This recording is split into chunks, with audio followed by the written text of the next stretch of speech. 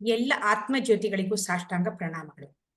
ಎಲ್ಲರಿಗೂ ಇಂದಿನ ವಿವೇಕ ಚೂಡಾಮಣಿ ತರಗತಿಗೆ ಆಧಾರದ ಸ್ವಾಗತ. ತರಗತಿಯನ್ನು ಪ್ರಾರಂಭ ಮಾಡೋಕ್ಕಿಂತ ಮುಂಚೆ ಸದ್ಗುರುಗಳಿಗೆ ಹಾಗೂ ಗುರು ಪರಂಪರೆಗೆ ನಮ್ಮ ಗೌರವವನ್ನು ಸಲ್ಲಿಸೋಣ. ಗುರುರ್ ಬ್ರಹ್ಮ ಗುರುರ್ ವಿಷ್ಣು ಗುರುದೇವೋ ಮಹೇಶ್ವರಃ ಗುರು ಸಾಕ್ಷಾತ್ ಪರಬ್ರಹ್ಮ ತಸ್ಮೈ ಶ್ರೀ ಗುರವೇ ನಮಃ. ಅಖಂಡಮಂಡಲಾಕಾರಂ ವ್ಯಾಪ್ತಂ ಯೇನ ಚರಾಚರಂ ತತ್ಪದಂ ದರ್ಶಿತಂ ಯೇನ ತಸ್ಮೈ ಶ್ರೀ ಗುರವೇ ನಮಃ. ನಾರಾಯಣ ಸಮಾರಂಭಾಂ ಶಂಕರಾಚಾರ್ಯ ಮಧ್ಯಮಾಂ ಅಸ್ಮದಾಚಾರ್ಯ ಪರ್ಯಂತಾಂ ವಂದೇ ಗುರು ಪರಂಪರಾಂ. ಸದಾಶಿವ ಸಮಾರಂಭಾಂ ಶಂಕರಾಚಾರ್ಯ ಮಧ್ಯಮಾಂ ಅಸ್ಮದಾಚಾರ್ಯ ಪರ್ಯಂತಾಂ ವಂದೇ ಗುರು ಪರಂಪರಾಂ. ಕಲ್ಪನಾ ಅವರೇ, ತರಗತಿಯನ್ನ ಮುಂದುವರಿಸಿ.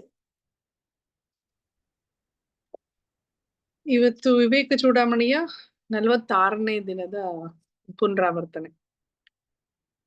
ಈಗ ಇದುವರೆಗೂ ನಾವು ಜ್ಞಾನಿ ಅಜ್ಞಾನಿಯ ವ್ಯತ್ಯಾಸಗಳು, ಒಬ್ಬ ಜ್ಞಾನಿ ಹೇಗಿರ್ತಾನೆ, ಆತ್ಮಜ್ಞಾನವನ್ನ ಅಂದ್ರೆ ನಾನೇ ಆತ್ಮಸ್ವರೂಪಿ ಅಂತ ತಿಳಿದುಕೊಂಡಿರುವ ಜ್ಞಾನಿ ನಮ್ಮ ಕಣ್ಣಿಗೆ, ಅಜ್ಞಾನಿಗಳ ಕಣ್ಣಿಗೆ ಹೇಗೆ ಕಾಣಿಸ್ತಾರೆ ಅನ್ನೋದನ್ನ ತಿಳ್ಕೊಂಡ್ವಿ. ಮತ್ತೆ ಜ್ಞಾನಿ ಅಜ್ಞಾನಿಯ ವ್ಯತ್ಯಾಸವನ್ನು ತಿಳ್ಕೊಂಡ್ವಿ.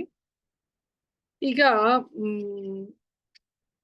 ಜೀವನ್ಮುಕ್ತನ ಸ್ಥಿತಿ ಅಥವಾ ಜ್ಞಾನಿಯ ಸ್ಥಿತಿನ ಮತ್ತೊಂದ್ಸರಿ ಹೇಳ್ಬೇಕು ಅಂದ್ರೆ, ಆ ಶ್ಲೋಕದ ಪ್ರಕಾರ ಹೇಳ್ಬೇಕು ಅಂದ್ರೆ, ಈ ವಿಡಿಯೋ ಟಾಕ್ ಪ್ರಕಾರ ಉಮಾ ಮೇಡಮ್ ಹೇಳಿದ್ರು.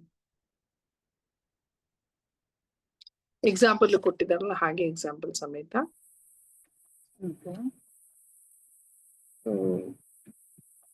ಇಲ್ಲಿ ಒಂದು ಮತ್ತೆ ಅವರು ಕಂಪ್ಯಾರಿಸನ್, ನಾವು ಇಷ್ಟು ಒಂದು 5-6 ಟಾಕ್, 4 ಮೇಲೆ ಟಾಕ್ಸ್ ಅಲ್ಲಿ ಬರೀ ಜ್ಞಾನಿ ಅಜ್ಞಾನಿನೇ ನಾವು ಕಂಪ್ಯಾರಿಸನ್ ಇರೋದು ಹೇಗೆ ಅಂತ ಹೇಳಿ, ಸ್ಥಿತ ಪ್ರಜ್ಞೆ ಯಾವ ರೀತಿ ಇರ್ತಾನೆ, ಅವನ ಸಾಧನೆ ಯಾವ ರೀತಿ ಇರುತ್ತೆ ಅಂತ ನಾವು ಈಗ ಆಲ್ರೆಡಿ ನೋಡ್ಕೊಂಡು ಬಂದಿದ್ದೀವಿ.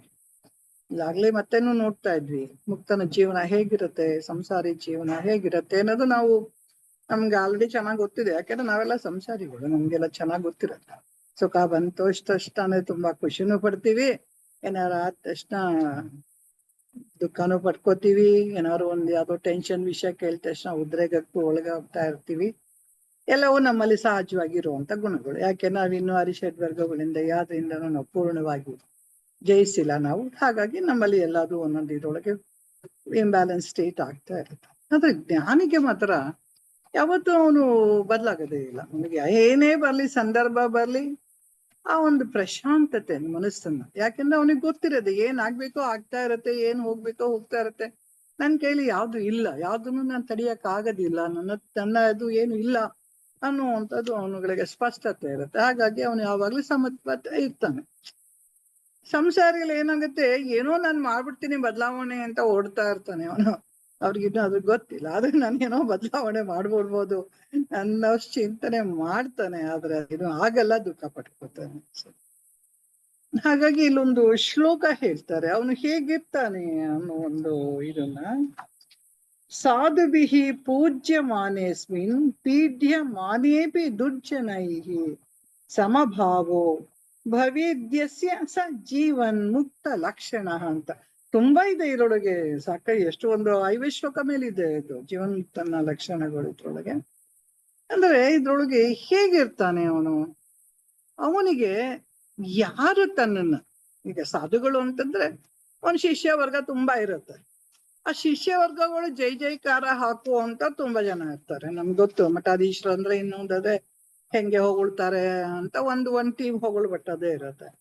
ಅದರ ಜೊತೆಗೆ ಇನ್ನೊಂದು ಟೀಮು ಇರುತ್ತೆ, ತೆಗಳೋ ಅಂತ ಟೀಮ್ಗಳು ಇರುತ್ತೆ, ಅವ್ರನ್ನ ತೆಗಳ್ತಾ ಇರ್ತಾರೆ ಅವನ್ಗೆ ಅಂತ. ಆದ್ರೆ ಇವನಿಗೆ ಅವ್ರು ಹೊಗಳಿದ್ರು ಅಂತಾನು ಅವನಿಗೇನು ಅನ್ಸೋದಿಲ್ಲ, ಅಥವಾ ಅವ್ರೇನೋ ತೆಗಳಿದ್ರು ಅಂತಾನು ಅನ್ನಿಸಲ್ಲ ಅವನಿಗೆ. ಒಂದು ಹೇಳ್ತಾರಲ್ಲ, ಏನು ಹಂದಿ ಇರ್ಬೇಕು ಕೇರಿಯಲ್ಲಿ ಕ್ಲೀನ್ ಮಾಡಕ್ಕೆ ಅಂತ ಹೇಳ್ತಾರೆ. ಹಾಗೆ ಈ ಜನಗಳಿಂದ ಹೇಳಿ ಅವನ್ಗೇನು ಅನ್ಸೋದಿಲ್ಲ. ಇನ್ನೂ ಒಂದು ಗಾದೆ ಇದೆ, ನಾಯಿ ಬೊಗಳಿದ್ರೆ ಭೂಲೋಕ ಹಾಳ ಅಂತ ಹೇಳಿ. ಯಾರೋ ಏನೋ ಅನ್ಕೊಂಡ ತಕ್ಷಣ ಇವನ್ ಮನಸ್ಸಿನ ಸ್ಥಿತಿ ಯಾಕೆ ಬದಲಾಯಿಸ್ಕೊತಾನೆ, ಅವನ್ ಹೇಳ್ಕೊಂಡ, ಅದು ಅವನ್ ಮನ್ಸದ್ದು. ನನಗೆ ಆತರ ಇಲ್ಲ, ನಾನು ಆತರ ಇಲ್ಲ. ಸೊ ನಾನು ಏನದು, ನಾನು ಮುಕ್ತ, ನನ್ನದು ಆತ್ಮಸ್ಥಿತಿಯಲ್ಲಿ ನಾನು ಇರುವಂಥದ್ದು. ನನ್ನ ಮನಸ್ಸಿನ ಯಾವುದೇ ಕಾರಣಕ್ಕೂ ನಾನು ಅದನ್ನ ಇಂಬ್ಯಾಲೆನ್ಸ್ ಮಾಡ್ಕೊಳ್ಳಲ್ಲ ಅಂತ ಹೇಳಿ ಅವನು ಯಾವಾಗ್ಲೂ ಸಮತ್ವದಲ್ಲಿ ಇರ್ತಾನೆ ಅಂತ ಹೇಳಿ. ಹಾಗಾಗಿ ಅವನ್ಗೆ ಯಾರು ಹೊಗಳ್ಳಿ ಯಾರು ತೆಗೊಳ್ಳಿ ಯಾವುದೇ ವ್ಯತ್ಯಾಸ ಇಲ್ಲ, ಎಲ್ಲಾ ಪರಿಸ್ಥಿತಿಗಳಲ್ಲೂ ಅವನು ಶಾಂತ ಆಗ್ತಾ ಇರ್ತಾನೆ. ಅಂದ್ರೆ ನಾವು ಸಹಜವಾಗಿ ಹೊಗಳಿಕೆ ತೆಗಳಿಕೆಗೆ ನಾವೆಲ್ಲ ಅಂಟ್ಕೊಂಡಿದ್ವಿ, ನಮಗ್ ಗೊತ್ತು. ಎಲ್ಲದಕ್ಕೂ ಒಂದ್ ನಿರೀಕ್ಷೆ. ಸುಮ್ನೆ ನಾನು ಅಡಿಗೆ ಮತ್ತಷ್ಟ ಮೂರ್ತಿಗಳನ್ನ ಕೇಳ್ತೀನಿ, ಹೇಗಿದೆ, ಚೆನ್ನಾಗಿದ್ಯಾ ಅಂತ ಕಾಮನ್ ಪ್ರಶ್ನೆ ಪ್ರತಿ ದಿವಸ ಕೇಳ್ತಿಲ್ಲ ಅನ್ನೋರ್ಗೆ. ಹೇಗಿದೆ, ಪರವಾಗಿಲ್ವಾ, ತಿನ್ನೋ ಹೋಗಿದ್ಯಾ ಅಂತ ಹೇಳಿ ಅವ್ರಿಗೂ ಒಂದು ನಂಗೆ ಸಮಾಧಾನ. ನಾನ್ ತಿನ್ಮೇಲೆ ಒರಿಜಿನಲ್ ಗೊತ್ತಾಗದು. ಪಾಪ ಅವ್ರೇನ್ ಕಾಮೆಂಟ್ ಮಾಡಲ್ಲ, ಯಾವತ್ತೂ ಏನು ಕಾಮೆಂಟ್ ಮಾಡಲ್ಲ, ಹೂಮ ಅಂತಾರೆ. ಆಮೇಲೆ ನಾನೇನ್ ನೋಡಿದಾಗ ಏನೋ ಜಾಸ್ತಿ ಆಗಿದೆಯಲ್ಲ, ಏನು ಹೇಳ್ಲಿಲ್ವಾ ಅಂತಂದ್ರೆ, ಪಾಪ ನಿಂಗೆ ಯಾಕೆ ಬೇಜಾರು ಅಂತ ಹೇಳಿಲ್ಲ ಅಂದ್ಬಿಡ್ತಾರಂತೆ ಅವ್ರು. ನಾನೇ ಆಮೇಲೆ ಇದು ಯಾಕೆ ತಿಂತಾ ಇದ್ದೀರಾ, ಬಿಡ ಬಿಟ್ಬಿಡಿ, ನಾನು ಆಮೇಲೆ ಬೇರೆ ಮಾಡ್ಕೊಡ್ತೀನಿ. ಸೊ ನಮ್ದು ಸ್ವಭಾವ ಆತರ. ಇಲ್ಲ ಅಂತಂದ್ರೆ ಯಾವಾಗ್ಲೂ ಒಂದ್ಸಾರಿ ನಿರೀಕ್ಷೆ ಇರ್ತದೆ, ನಾವ್ ಮಾಡಿದ್ದಕ್ಕೆ ಎಲ್ಲಾರು ಚೆನ್ನಾಗಿದ್ದೆ ಅನ್ನೋ ಒಂದು ನಿರೀಕ್ಷೆ. ಆದ್ರೆ ಅವನಿಗೆ ಆ ನಿರೀಕ್ಷೆನೂ ಇಲ್ಲ. ಅವನಿಗೆ ಕರ್ತೃತ್ವ ಅನ್ನೋದೇ ಇಲ್ಲ ಅವನಿಗೆ. ನನ್ನೊಳಗೆ ಒಂದ್ ಸ್ವಲ್ಪ ಕರ್ತೃತ್ವ ಅನ್ನೋದು ನಮ್ಮೊಳಗೆ ಇರುತ್ತೆ. ಅದಕ್ಕೆ ಹಾಗಾಗಿ ನಮ್ಗೆ ನಿರೀಕ್ಷೆಗಳು ಬರ್ತಾ ಇರುತ್ತೆ. ಜ್ಞಾನಿಗೆ ಏನು ಇಲ್ಲ. ಇಲ್ಲೊಂದ್ ಸಣ್ಣ ಉದಾಹರಣೆ ಕೊಡ್ತಾರೆ, ಮಹಾಭಾರತದ ಶ್ರೀಕೃಷ್ಣನ ಒಂದು ಉದಾಹರಣೆ ಕೊಡ್ತಾರೆ. ಧರ್ಮರಾಜ ರಾಜಸೂಯಾಗ ಮಾಡ್ಬೇಕಂತ ಸಂದರ್ಭದಲ್ಲಿ ಯಾರಿಗೆ ಅಗ್ರ ಪೂಜೆ ಮಾಡ್ಬೇಕು ಅನ್ನೋದು ಒಂದ್ ಪ್ರಶ್ನೆ ಬರುತ್ತೆ. ಅಲ್ಲಿ ಬೇರೆ ಬೇರೆ ತುಂಬಾ ರಾಜರುಗಳು ಇರ್ತಾರೆ, ಎಲ್ಲಾರು ಇರ್ತಾರೆ. ಯಾರಿಗ್ ಕೊಟ್ಟರು ಅಲ್ಲೇ ಒಂದ್ ಸಮಸ್ಯೆ ಬರುತ್ತೆ. ಹಾಗಾಗಿ ಯಾರಿಗೆ ಕೊಡ್ಬೋದು ಇದನ್ನ ಅಂತಂದಾಗ ಧರ್ಮರಾಜ ಏನ್ ಮಾಡ್ತಾನೆ, ಶ್ರೀಕೃಷ್ಣನ ಸೆಲೆಕ್ಟ್ ಮಾಡ್ತಾನೆ. ಶ್ರೀಕೃಷ್ಣನ ಮಾಡ, ಯಾಕೆಂದ್ರೆ ಅವ್ನು ನ್ಯೂಟ್ರಲ್, ಅವನ ಆ ಕಡೆ ರಾಜರ ಇದಕ್ಕೂ ಸೇರಲ್ಲ ಅಥವಾ ಇದಕ್ಕೂ ಸೇರಲ್ಲ ಇವನ. ಹಾಗಾಗಿ ಕೃಷ್ಣನ ಎಲ್ಲಾರು ಒಂದು ಪೂಜ್ಯ ಭಾವನೆ ಇಟ್ಕೊಂಡಿರುವಂತದ್ದು ಕೃಷ್ಣನ ನಾವು ಮಾಡೋಣ ಅಂತ ಹೇಳಿ ಕುದಿಸ್ತಾರೆ. ಎಲ್ಲಾರು ಒಪ್ಕೋತಾರೆ, ಅವನು ಕೂತ್ಕೋತಾನೆ, ಅವನಿಗೆ ಪೂಜೆ ಎಲ್ಲ ನಡೆಯುತ್ತೆ, ಅಗ್ರ ಪೂಜೆ ನಡೆಯುತ್ತೆ. ಅದ್ರಲ್ಲಿ ಒಬ್ಬ ವಿರೋಧಿ ಇರ್ತಾನೆ. ಯಾರು? ಶಿಶುಪಾಲ ಅಂತ ಹೇಳಿ. ಅವನಿಗೆ ಮೊದ್ಲಿಂದಾನು ಕೃಷ್ಣನ್ಗಂದ್ರೆ ಆಗಲ್ಲ. ಎಲ್ಲಾರು ಒಂದು ಚಿಕ್ಕ ವಯಸ್ಸಲ್ಲೂ ಕೃಷ್ಣನ್ಗೆನಂತ ಹರ್ಡಲ್ಸ್ ನಾವ್ ಯಾರು ನೋಡ್ಲಿಲ್ಲ. ಅವನ್ ಹುಟ್ಟದಾಗ್ಲಿಂದಾನು ಒಂದಲ್ಲ ಒಬ್ರು ಶತ್ರುಗಳನ್ನ ನೋಡ್ಕೊಂಡ್ ಬಂದ ಅಷ್ಟೇ ಹೊರತು ಅವನ್ ಮಿತ್ರರಿಗಿನ ಶತ್ರುಗಳೇ ಜಾಸ್ತಿ ಹೋರಾಟದಲ್ಲಿ ಬಂದಿರ್ತದೆ.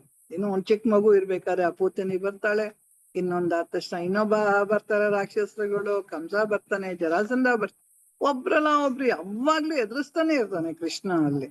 ಆದ್ರೆ ಅವನ್ನ ನೋಡಿದ್ರೆ ಎಷ್ಟ್ ಅಲಂಕಾರ ಮಾಡ್ಕೊಂಡು ಸ್ಮೈಲ್ ಮಾಡ್ಕೊಂಡು ಜಾಲಿ ಪರ್ಸನ್ ತರ ಇರ್ತಾನೆ. ಆದ್ರೆ ನಾನು ಯಾವತ್ತೂ ಇಂಬ್ಯಾಲೆನ್ಸ್ ಆಗಲ್ಲ. ಪ್ರತಿ ಒಂದನು ಆ ಒಂದು ಆಕ್ಷನ್ ಎಂತಂದ್ರೆ ನಾವು ಆ ಕ್ಷಣಕ್ಕೆ ಏನ್ ಮಾಡ್ಬೇಕೋ ಅಷ್ಟ್ ಮಾಡ್ತಾನೆ, ಆಮೇಲೆ ಆರಾಮಾಗಿ ಇರ್ತಾನೆ. ನಾವು ತುಂಬಾ ಪ್ಲಾನ್ ಮಾಡ್ತೀವಿ, ಏನಾರು ಮಾಡ್ಬೇಕು ಅಂದ್ರೆ ತುಂಬಾ ಪ್ಲಾನ್ ಮಾಡ್ತೀವಿ. ಅದೆಷ್ಟೊಂದ್ಸಲಿ ಸಕ್ಸಸ್ ಆಗ್ಬೋದು, ಫ್ಲಾಪು ಆಗ್ಬೋದು. ಆ ವಿವೇಕನ ಯಾವ ಸಂದರ್ಭಕ್ಕೆ ಹೇಗ್ ಉಪಯೋಗಿಸ್ಬೇಕು ಅನ್ನುವಂಥದ್ದೇ ಈ ಜ್ಞಾನಿಗಳ ಲಕ್ಷಣ ಆಗಿರುತ್ತೆ. ಅವನು ಆ ಕ್ಷಣಕ್ಕೆ ಏನ್ ವಿವೇಕ, ಏನು ಅಂದ್ರೆ ಅಜ್ಞಾನ, ಹೇಗೆ ಅದನ್ನ ನಾನು ನಿಭಾಯಿಸ್ಬೇಕು ಆ ಒಂದು ವಾತಾವರಣನ ಅಥವಾ ಒಂದ್ ಸಂದರ್ಭನ ಅನ್ನುವಂಥದ್ದು ಇರತ್ತೆ. ಅಲ್ಲಿ ಏನಾಗತ್ತೆ, ಈ ಗೋಪಿ ಇವನೇನ್ ಮಾಡ್ತಾನೆ, ಶಿಶುಪಾಲ ಸಾಕಷ್ಟು ಅವನ್ನ ತೆಗಳ್ದಾಗ ಲಾಸ್ಟ್ ಅಲ್ಲಿ ಅದು ಒಂದಿನ ಹಿಂದಿನ ಇರತ್ತೆ. ಅವ್ರ ತಾಯಿಗೆ ಅವ್ನು ಪ್ರಾಮಿಸ್ ಮಾಡಿರ್ತಾನೆ, 100 ತಪ್ಪುಗಳನ್ನ ನಾನು ಕ್ಷಮಿಸ್ತೀನಿ, 101ನೇ ತಪ್ಪನಾದ್ರೆ ನಾನು ಅವಾಗ ಶಿಕ್ಷೆ ಮಾಡ್ತೀನಿ ಅಂತ. ನನ್ ಮಗ 100 ತಪ್ಪು ಮಾಡಲ್ಲ ಅನ್ನೋದು ಆ ಶಿಶುಪಾಲನ ತಾಯಿಗೆ ಕಾನ್ಫಿಡೆನ್ಸ್ ಇರುತ್ತೆ. ಆದ್ರೆ ಅದು ಹೋಗತ್ತೆ, ಅದು ಕಾರಣ ಬೇರೆ. ಅಂದ್ರೆ ಕೃಷ್ಣ ಯಾವಾಗ್ಲೂ ನಗ್ತಾ ಇರ್ತಾನೆ. ಆ ಪ್ರೀತಿ ಇದು ಅವನ್ಗೆ ಈ ದ್ವೇಷ ಮಾಡೋರು ಬಗ್ಗೆನೂ ಅವನಿಗೆ ದ್ವೇಷ ಇಲ್ಲ. ದ್ವೇಷ ಮಾಡೋನ್ ದ್ವೇಷ ಇಟ್ಕೋಬಹುದು ಅಷ್ಟೇ ಹೊರತು ಕೃಷ್ಣನಲ್ಲಾಗ್ಲಿ ಆ ಜ್ಞಾನಿನಲ್ಲಾಗ್ಲಿ ಯಾವುದೇ ದ್ವೇಷ ಇರಲ್ಲ. ಎಲ್ಲಾರ್ನು ಒಳ್ಳೆ ತರಾನೇ ನೋಡ್ತಾನೆ. ಅದು ಆ ಸಮತ್ವನೇ ನಮ್ಗೆ ಮುಖ್ಯವಾಗಿ ಬೇಕಾಗಿರೋಂಥದ್ದು, ಸಮತ್ವ ಅಂತ ಹೇಳಿ. ಅದ್ರೊಳಗೆ ನಮ್ಗೆ ಒಂದು ಮುಖ್ಯವಾಗಿ ಜ್ಞಾನಿಗಳಲ್ಲಿ 4 ಗುಣಗಳನ್ನ ನಾವು ಬೆಳೆಸ್ಕೋಬೇಕು ಅನ್ನೋದು ಯಾವಾಗ್ಲೂ ಹೇಳ್ತಾ ಇರ್ತದೆ. ಮೊದಲನೇದು ಸಂಗತ್ಯಾಗ, 2ನೇದು ಫಲತ್ಯಾಗ, 3ನೇದು ದ್ವಂದ್ವ ಬುದ್ಧಿ, 4ನೇದು ಈಶ್ವರಾರ್ಪಣ, 5ನೇದು ಸಮತ್ವ. ಫಸ್ಟ್ ಸಂಗತ್ಯಾಗ. ಸಂಗತ್ಯಾಗ ಅಂದ ತಕ್ಷಣ ನಾನು ಈ ನನ್ನ ಹತ್ರ ಇರೋರ್ನೆಲ್ಲ ಗಂಡನ್ ಬಿಟ್ಬಿಡು, ಹೆಂಡತಿನ್ ಬಿಟ್ಬಿಡು, ಮಕ್ಕಳನ್ ಬಿಟ್ಬಿಡು ಅನ್ನುವಂತ ಸಂಗತ್ಯಾಗ ಅಲ್ಲ. ಯಾವುದು ನನಗೆ ಹೆಚ್ಚು ತೊಂದರೆ ಕೊಡುವಂಥದ್ದು ನನ್ನ ಪಂಚೇಂದ್ರಿಯಗಳನ್ನೇ 5 ಗಂಡಂದ್ರು ಅಂತ ಹೇಳ್ತಾರೆ, 5 ಜನ ಪತ್ನಿರು ಅಂತಾರೆ ಅವ್ರಿಗೆ. ಸೊ ಇವ್ರನ್ನ ಈ ಸಂಘನ ನೀನು ಕೂಡದೆ ಇದ್ರೆ, ಮನಸ್ಸನ್ನ ನೀನು ಈಗ ಇಂದ್ರಿಯಗಳೆಲ್ಲ ತಂದು ಒಡ್ತಾ ಇರ್ತವೆ. ಅವ್ರ ಕೆಲ್ಸನೇ ಅದು, ದುಡಿಮೆ ಏನೋ ಕಣ್ಣು ನೋಡೋದು ಕೇಳೋದು, ಇವ್ರುಗಳು ಅದೇ ದುಡಿಮೆ ಅದು ತರ್ತಾರೆ. ಮನಸ್ಸನ್ನ ಅದ್ರ ಜೊತೆ ಕೂಡಿಸ್ಕೊಂಡು ಹೋಗ್ದಲೇನೆ ನಿರ್ಲಿಪ್ತತೆ ಇದ್ರೆ, ನೀನ್ ಬಂದ್ಯಾ ನೋಡಿದ್ಯಾ ಆಯ್ತು ಅಲ್ಲಿರು ನೀನು ಅನ್ನುವಂಥದ್ದು ಸಂಗತಿ ಆಗ. ಬಾಹ್ಯದಲ್ಲಿ ನಮ್ಗೆ ಯಾವ ಸಮಸ್ಯೆನೂ ಇಲ್ಲ. ನಮ್ಗೆ ಯಾವುದು ಹೊರಗಡೆಯಿಂದ ನನ್ಗೆ ಕಲ್ಪನಾ ಸಮಸ್ಯೆಯಪ್ಪ, ಕಥೆನೇ ಮೇಡಮ್ ಸಮಸ್ಯೆಯಪ್ಪ ಅನ್ನುವಂಥದ್ದು ಹೇಳಿಲ್ಲ. ನನ್ನೊಳಗೆ ಎಲ್ಲಾ ಸಮಸ್ಯೆಗಳು ಯಾಕೆ, ನಾನು ಈ ಸಂಘಗೂಡ್ತೀನಿ. ನಾನು ಸಂಘಗೂಡಿ ಅಂತಂದ ಸುಖ ದುಃಖ ನೋವು ನಲಿವು ಅನ್ನೋದೆಲ್ಲ ಬರ್ತಾ ಇರೋದು. ಸೊ ಅದಕ್ಕೆ ಮೊದಲನೇದು ಸಂಘತ್ಯಾಗ ಅಂದ್ಬಿಡ್ತಾರೆ. ಅದಕ್ಕೆ ಸಂಘತ್ಯಾಗ ಮಾಡ್ಬೇಕು, ಇರ್ಬೇಕು ಅನ್ನೊಂದು ಒಂದು ಮೈನ್ ಕ್ವಾಲಿಟಿ ಅನ್ನೋದು. ಅದಕ್ಕೆ ಶಮಾದಮ ತಿತೀಕ್ಷಾ ಎಲ್ಲದರೊಳಗೂ ಸೇರ್ಕೊಂಡ್ಬಿಡುತ್ತೆ ಅದರೊಳಗೆ. ಇನ್ನೊಂದು ನೆಕ್ಸ್ಟ್ ಫಲತ್ಯಾಗ. ಯಾವಾಗ ನನ್ನಲ್ಲಿ ಕರ್ತೃತ್ವ ಭಾವ ಇಲ್ಲ ಅಂದ ತಕ್ಷಣ ನಾನು ಫಲನ ನನ್ನ ಅಪೇಕ್ಷೆನೇ ಇಲ್ಲ. ನನಗೆ ಯಾವ ಫಲಗಳಲ್ಲೂ ನನಗೆ ಅಪೇಕ್ಷೆ ಬರೋದಿಲ್ಲ. ಆವಾಗ ನಾನು ಫಲತ್ಯಾಗ ಮಾಡ್ಬಿಟ್ಟಿರ್ತೀನಿ. ನಾನು ಎಲ್ಲವೂ ಭಗವಂತ ಅಂತೇಳಿ. 3ನೇ ದಿನ ದ್ವಂದ್ವ ಬುದ್ಧಿ. ನನ್ಗೆ ತಪ್ಪು ಸರಿ ಅನ್ನುವಂಥದ್ದು ಪಾಪ ಪುಣ್ಯ ಪ್ರಜ್ಞೆ ಇರೋದಿಲ್ಲ ಅದರೊಳಗೆ. ಸೊ ದ್ವಂದ್ವತೆ ಇರಲ್ಲ ಅವನ್ಗೆ. ಯಾವಾಗ ನಾನ್ ಬೇರೆ ನೀನ್ ಬೇರೆ ಸರಿ ತಪ್ಪುಗಳಲ್ಲಿ ನಾವು ಕೂತ್ಕೊಳ್ತೀವಿ, ಅವಾಗ ಈ ದ್ವಂದ್ವ ಬುದ್ಧಿ ಬರುತ್ತೆ. ಈ ದ್ವಂದ್ವ ತ್ಯಾಗನೂ ಆಗುತ್ತೆ, ದ್ವಂದ್ವ ಬುದ್ಧಿನೂ ಇರಲ್ಲ. ಆಮೇಲೆ ಲಾಸ್ಟಿಗೆ ಅವನು ಈಶ್ವರ ಅರ್ಪಣೆ ಮಾಡ್ತಾನೆ. ಭಗವಂತ ನನ್ಗೆ ಏನು ಇಲ್ಲ, ಎಲ್ಲವೂ ನಿನ್ನಿಂದನೇ ನಡೀತಾ ಇರೋದು. ನೀನೇ ಇದರಿಂದ ನೋಡೋನು ನೀನೇ, ಕೇಳೋನು ನೀನೇ, ಮಾತಾಡೋನು ನೀ, ಎಲ್ಲವೂ ಈಶ್ವರನೇ ಅನ್ನೋವಂಥದ್ದು ಬಂದಾಗ, ಅಂದ್ರೆ ಆತ್ಮಭಾವ ಅದು ಬಂದ್ಬಿಡತ್ತದು. ಈಶ್ವರನೇ ಅಂತ ಅಂದಾಗ, ಎಲ್ಲವೂ ಈಶ್ವರನೇ ಅಂತ ಆದಾಗ ಸಮತ್ವ ಬರುತ್ತೆ. ಅಲ್ಲಿ ಯಾವುದೇ ಅವನಿಗೆ ಈ ತರ ಇವ್ಯಾವುದು ನಾವ್ ಹೇಳ್ತೀವಲ್ಲ, ಸಂಸಾರಿಗೂ ಅಜ್ಞಾನಿಗೂ ಏನು ಅಜ್ಞಾನಿಗೆ ಅಂತಂದಾಗ ಅವನು ಪೂರ್ಣ ಜ್ಞಾನದಲ್ಲಿ ನಿಂತಿರ್ತಾನೆ. ಅವನು ಯಾವಾಗ್ಲೂ ಅರಿವಿನಲ್ಲಿ ಇರ್ತಾನೆ, ಎಚ್ಚರದಲ್ಲಿ ಇರ್ತಾನೆ. ಸೊ ಹಾಗಾಗಿ ಆ ಜ್ಞಾನಿಗೆ ಇವ್ಯಾವುದೇ ತಕ್ಕದಿಲ್ಲ ಅಂತ ಹೇಳಿ, ಅದೇ ಮುಂದೆ ಇನ್ನು ಡೀಟೇಲ್ ಆಗಿ ಬೇರೆ ತರ ಎಲ್ಲ ಮತ್ತೆ ನೋಡ್ತೀವಿ. ಸೊ ಇದ್ರೊಳಗೆ ಒಂದು ಹಾಗೆ ಅದಕ್ಕೊಂದು ಯಾವ್ದೋ ವ್ಯಾಪಾರದೊಳಗೆ ಒಂದು ಉದಾಹರಣೆ ಕೊಟ್ಟಿದ್ದಾರೆ. ಅದು ನಾನೇ ಹೇಳ, ಬೇರೆ ಯಾರ್ಗಾರು ಹೇಳ್ತೀರಾ?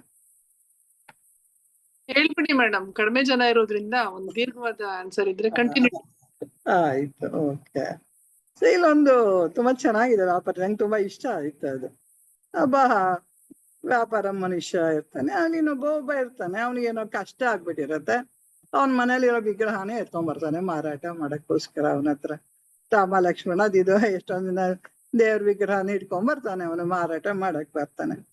ಇವನೆಲ್ಲಾ ನೋಡ್ತಾನೆ ಆ ವ್ಯಾಪಾರಿ, ತೂಕ ಹಾಕ್ತಾನೆ, ಎಲ್ಲ ತೂಕ ಹಾಕ್ಬಿಟ್ಟು ಹೇಳ್ತಾನೆ, ಹನುಮಂತನ ವಿಗ್ರಹಕ್ಕೆ ಇಷ್ಟು ದುಡ್ಡು, ರಾಮನ್ ವಿಗ್ರಹಕ್ಕೆ ಇಷ್ಟು ದುಡ್ಡು, ಲಕ್ಷ್ಮಣ ಸೀತೆ ಇವ್ರ ವಿಗ್ರಹಗಳಿಗೆಲ್ಲ ಇಷ್ಟಿಷ್ಟು ದುಡ್ಡು ಅಂತ ಹೇಳ್ತಾನೆ. ಆದ್ರೆ ಇವನಿಗೆ ತುಂಬಾ ನಂಬಿಕೆ ಇರುತ್ತೆ, ರಾಮ ಗ್ರೇಟ್ ಅಲ್ವಾ, ಕೊನೆಯಲ್ಲಿ ಹನುಮಂತ ಬರೋದು, ರಾಮ ಸೀತಾ ಲಕ್ಷ್ಮಣ ಬಂದ್ಮೇಲೆ ಹನುಮಂತ ಬರುವಂಥದ್ದು.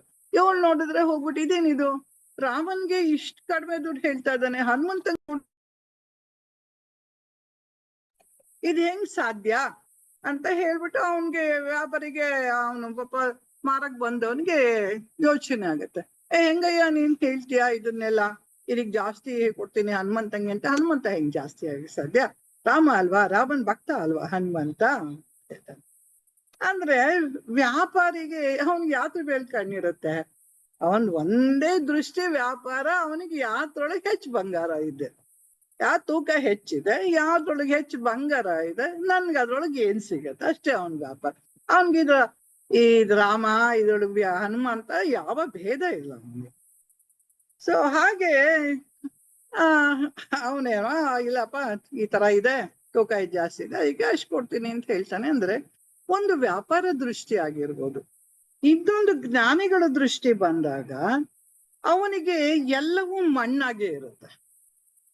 ನೀವು ಯಾವುದೇ ಸೂಕ್ಷ್ಮದಲ್ಲಿ, ನಾವೀಗ ಆಲ್ರೆಡಿ ಸಾಕಷ್ಟು ಇದನ್ನ ನೋಡ್ಕೊಂಡ್ ಬಂದಿದ್ವಿ. ಒಂದು ಹಾಕೊಂಡಿರೋ ಬಟ್ಟೆನ ಉದಾಹರಣೆ ತಗೊಂಡ್ರು ಕೊನೆಗೆ ಇದೇನೇ ಇರುತ್ತೆ, ಅಣು ಪರಮಾಣುಗಳ ತನಕ ಬಂದ್ಬಿಡುತ್ತೆ. ನಾವು ಹೇಗೆ ಈ ಬಟ್ಟೆ ಆಯ್ತು, ಒಂದ್ ಕಾಟನ್ ತಗೊಂಡ್ವಿ. ಕಾಟನ್ ಹೆಂಗ್ ಬಂತು? ಒಂದ್ ಗಿಡದಲ್ಲಿ ಬಂತು. ಗಿಡ ಹೇಗ್ ಬಂತು? ಭೂಮಿಯಿಂದ ಬಂತು, ಮಣ್ಣಿಂದ ಬಂತು.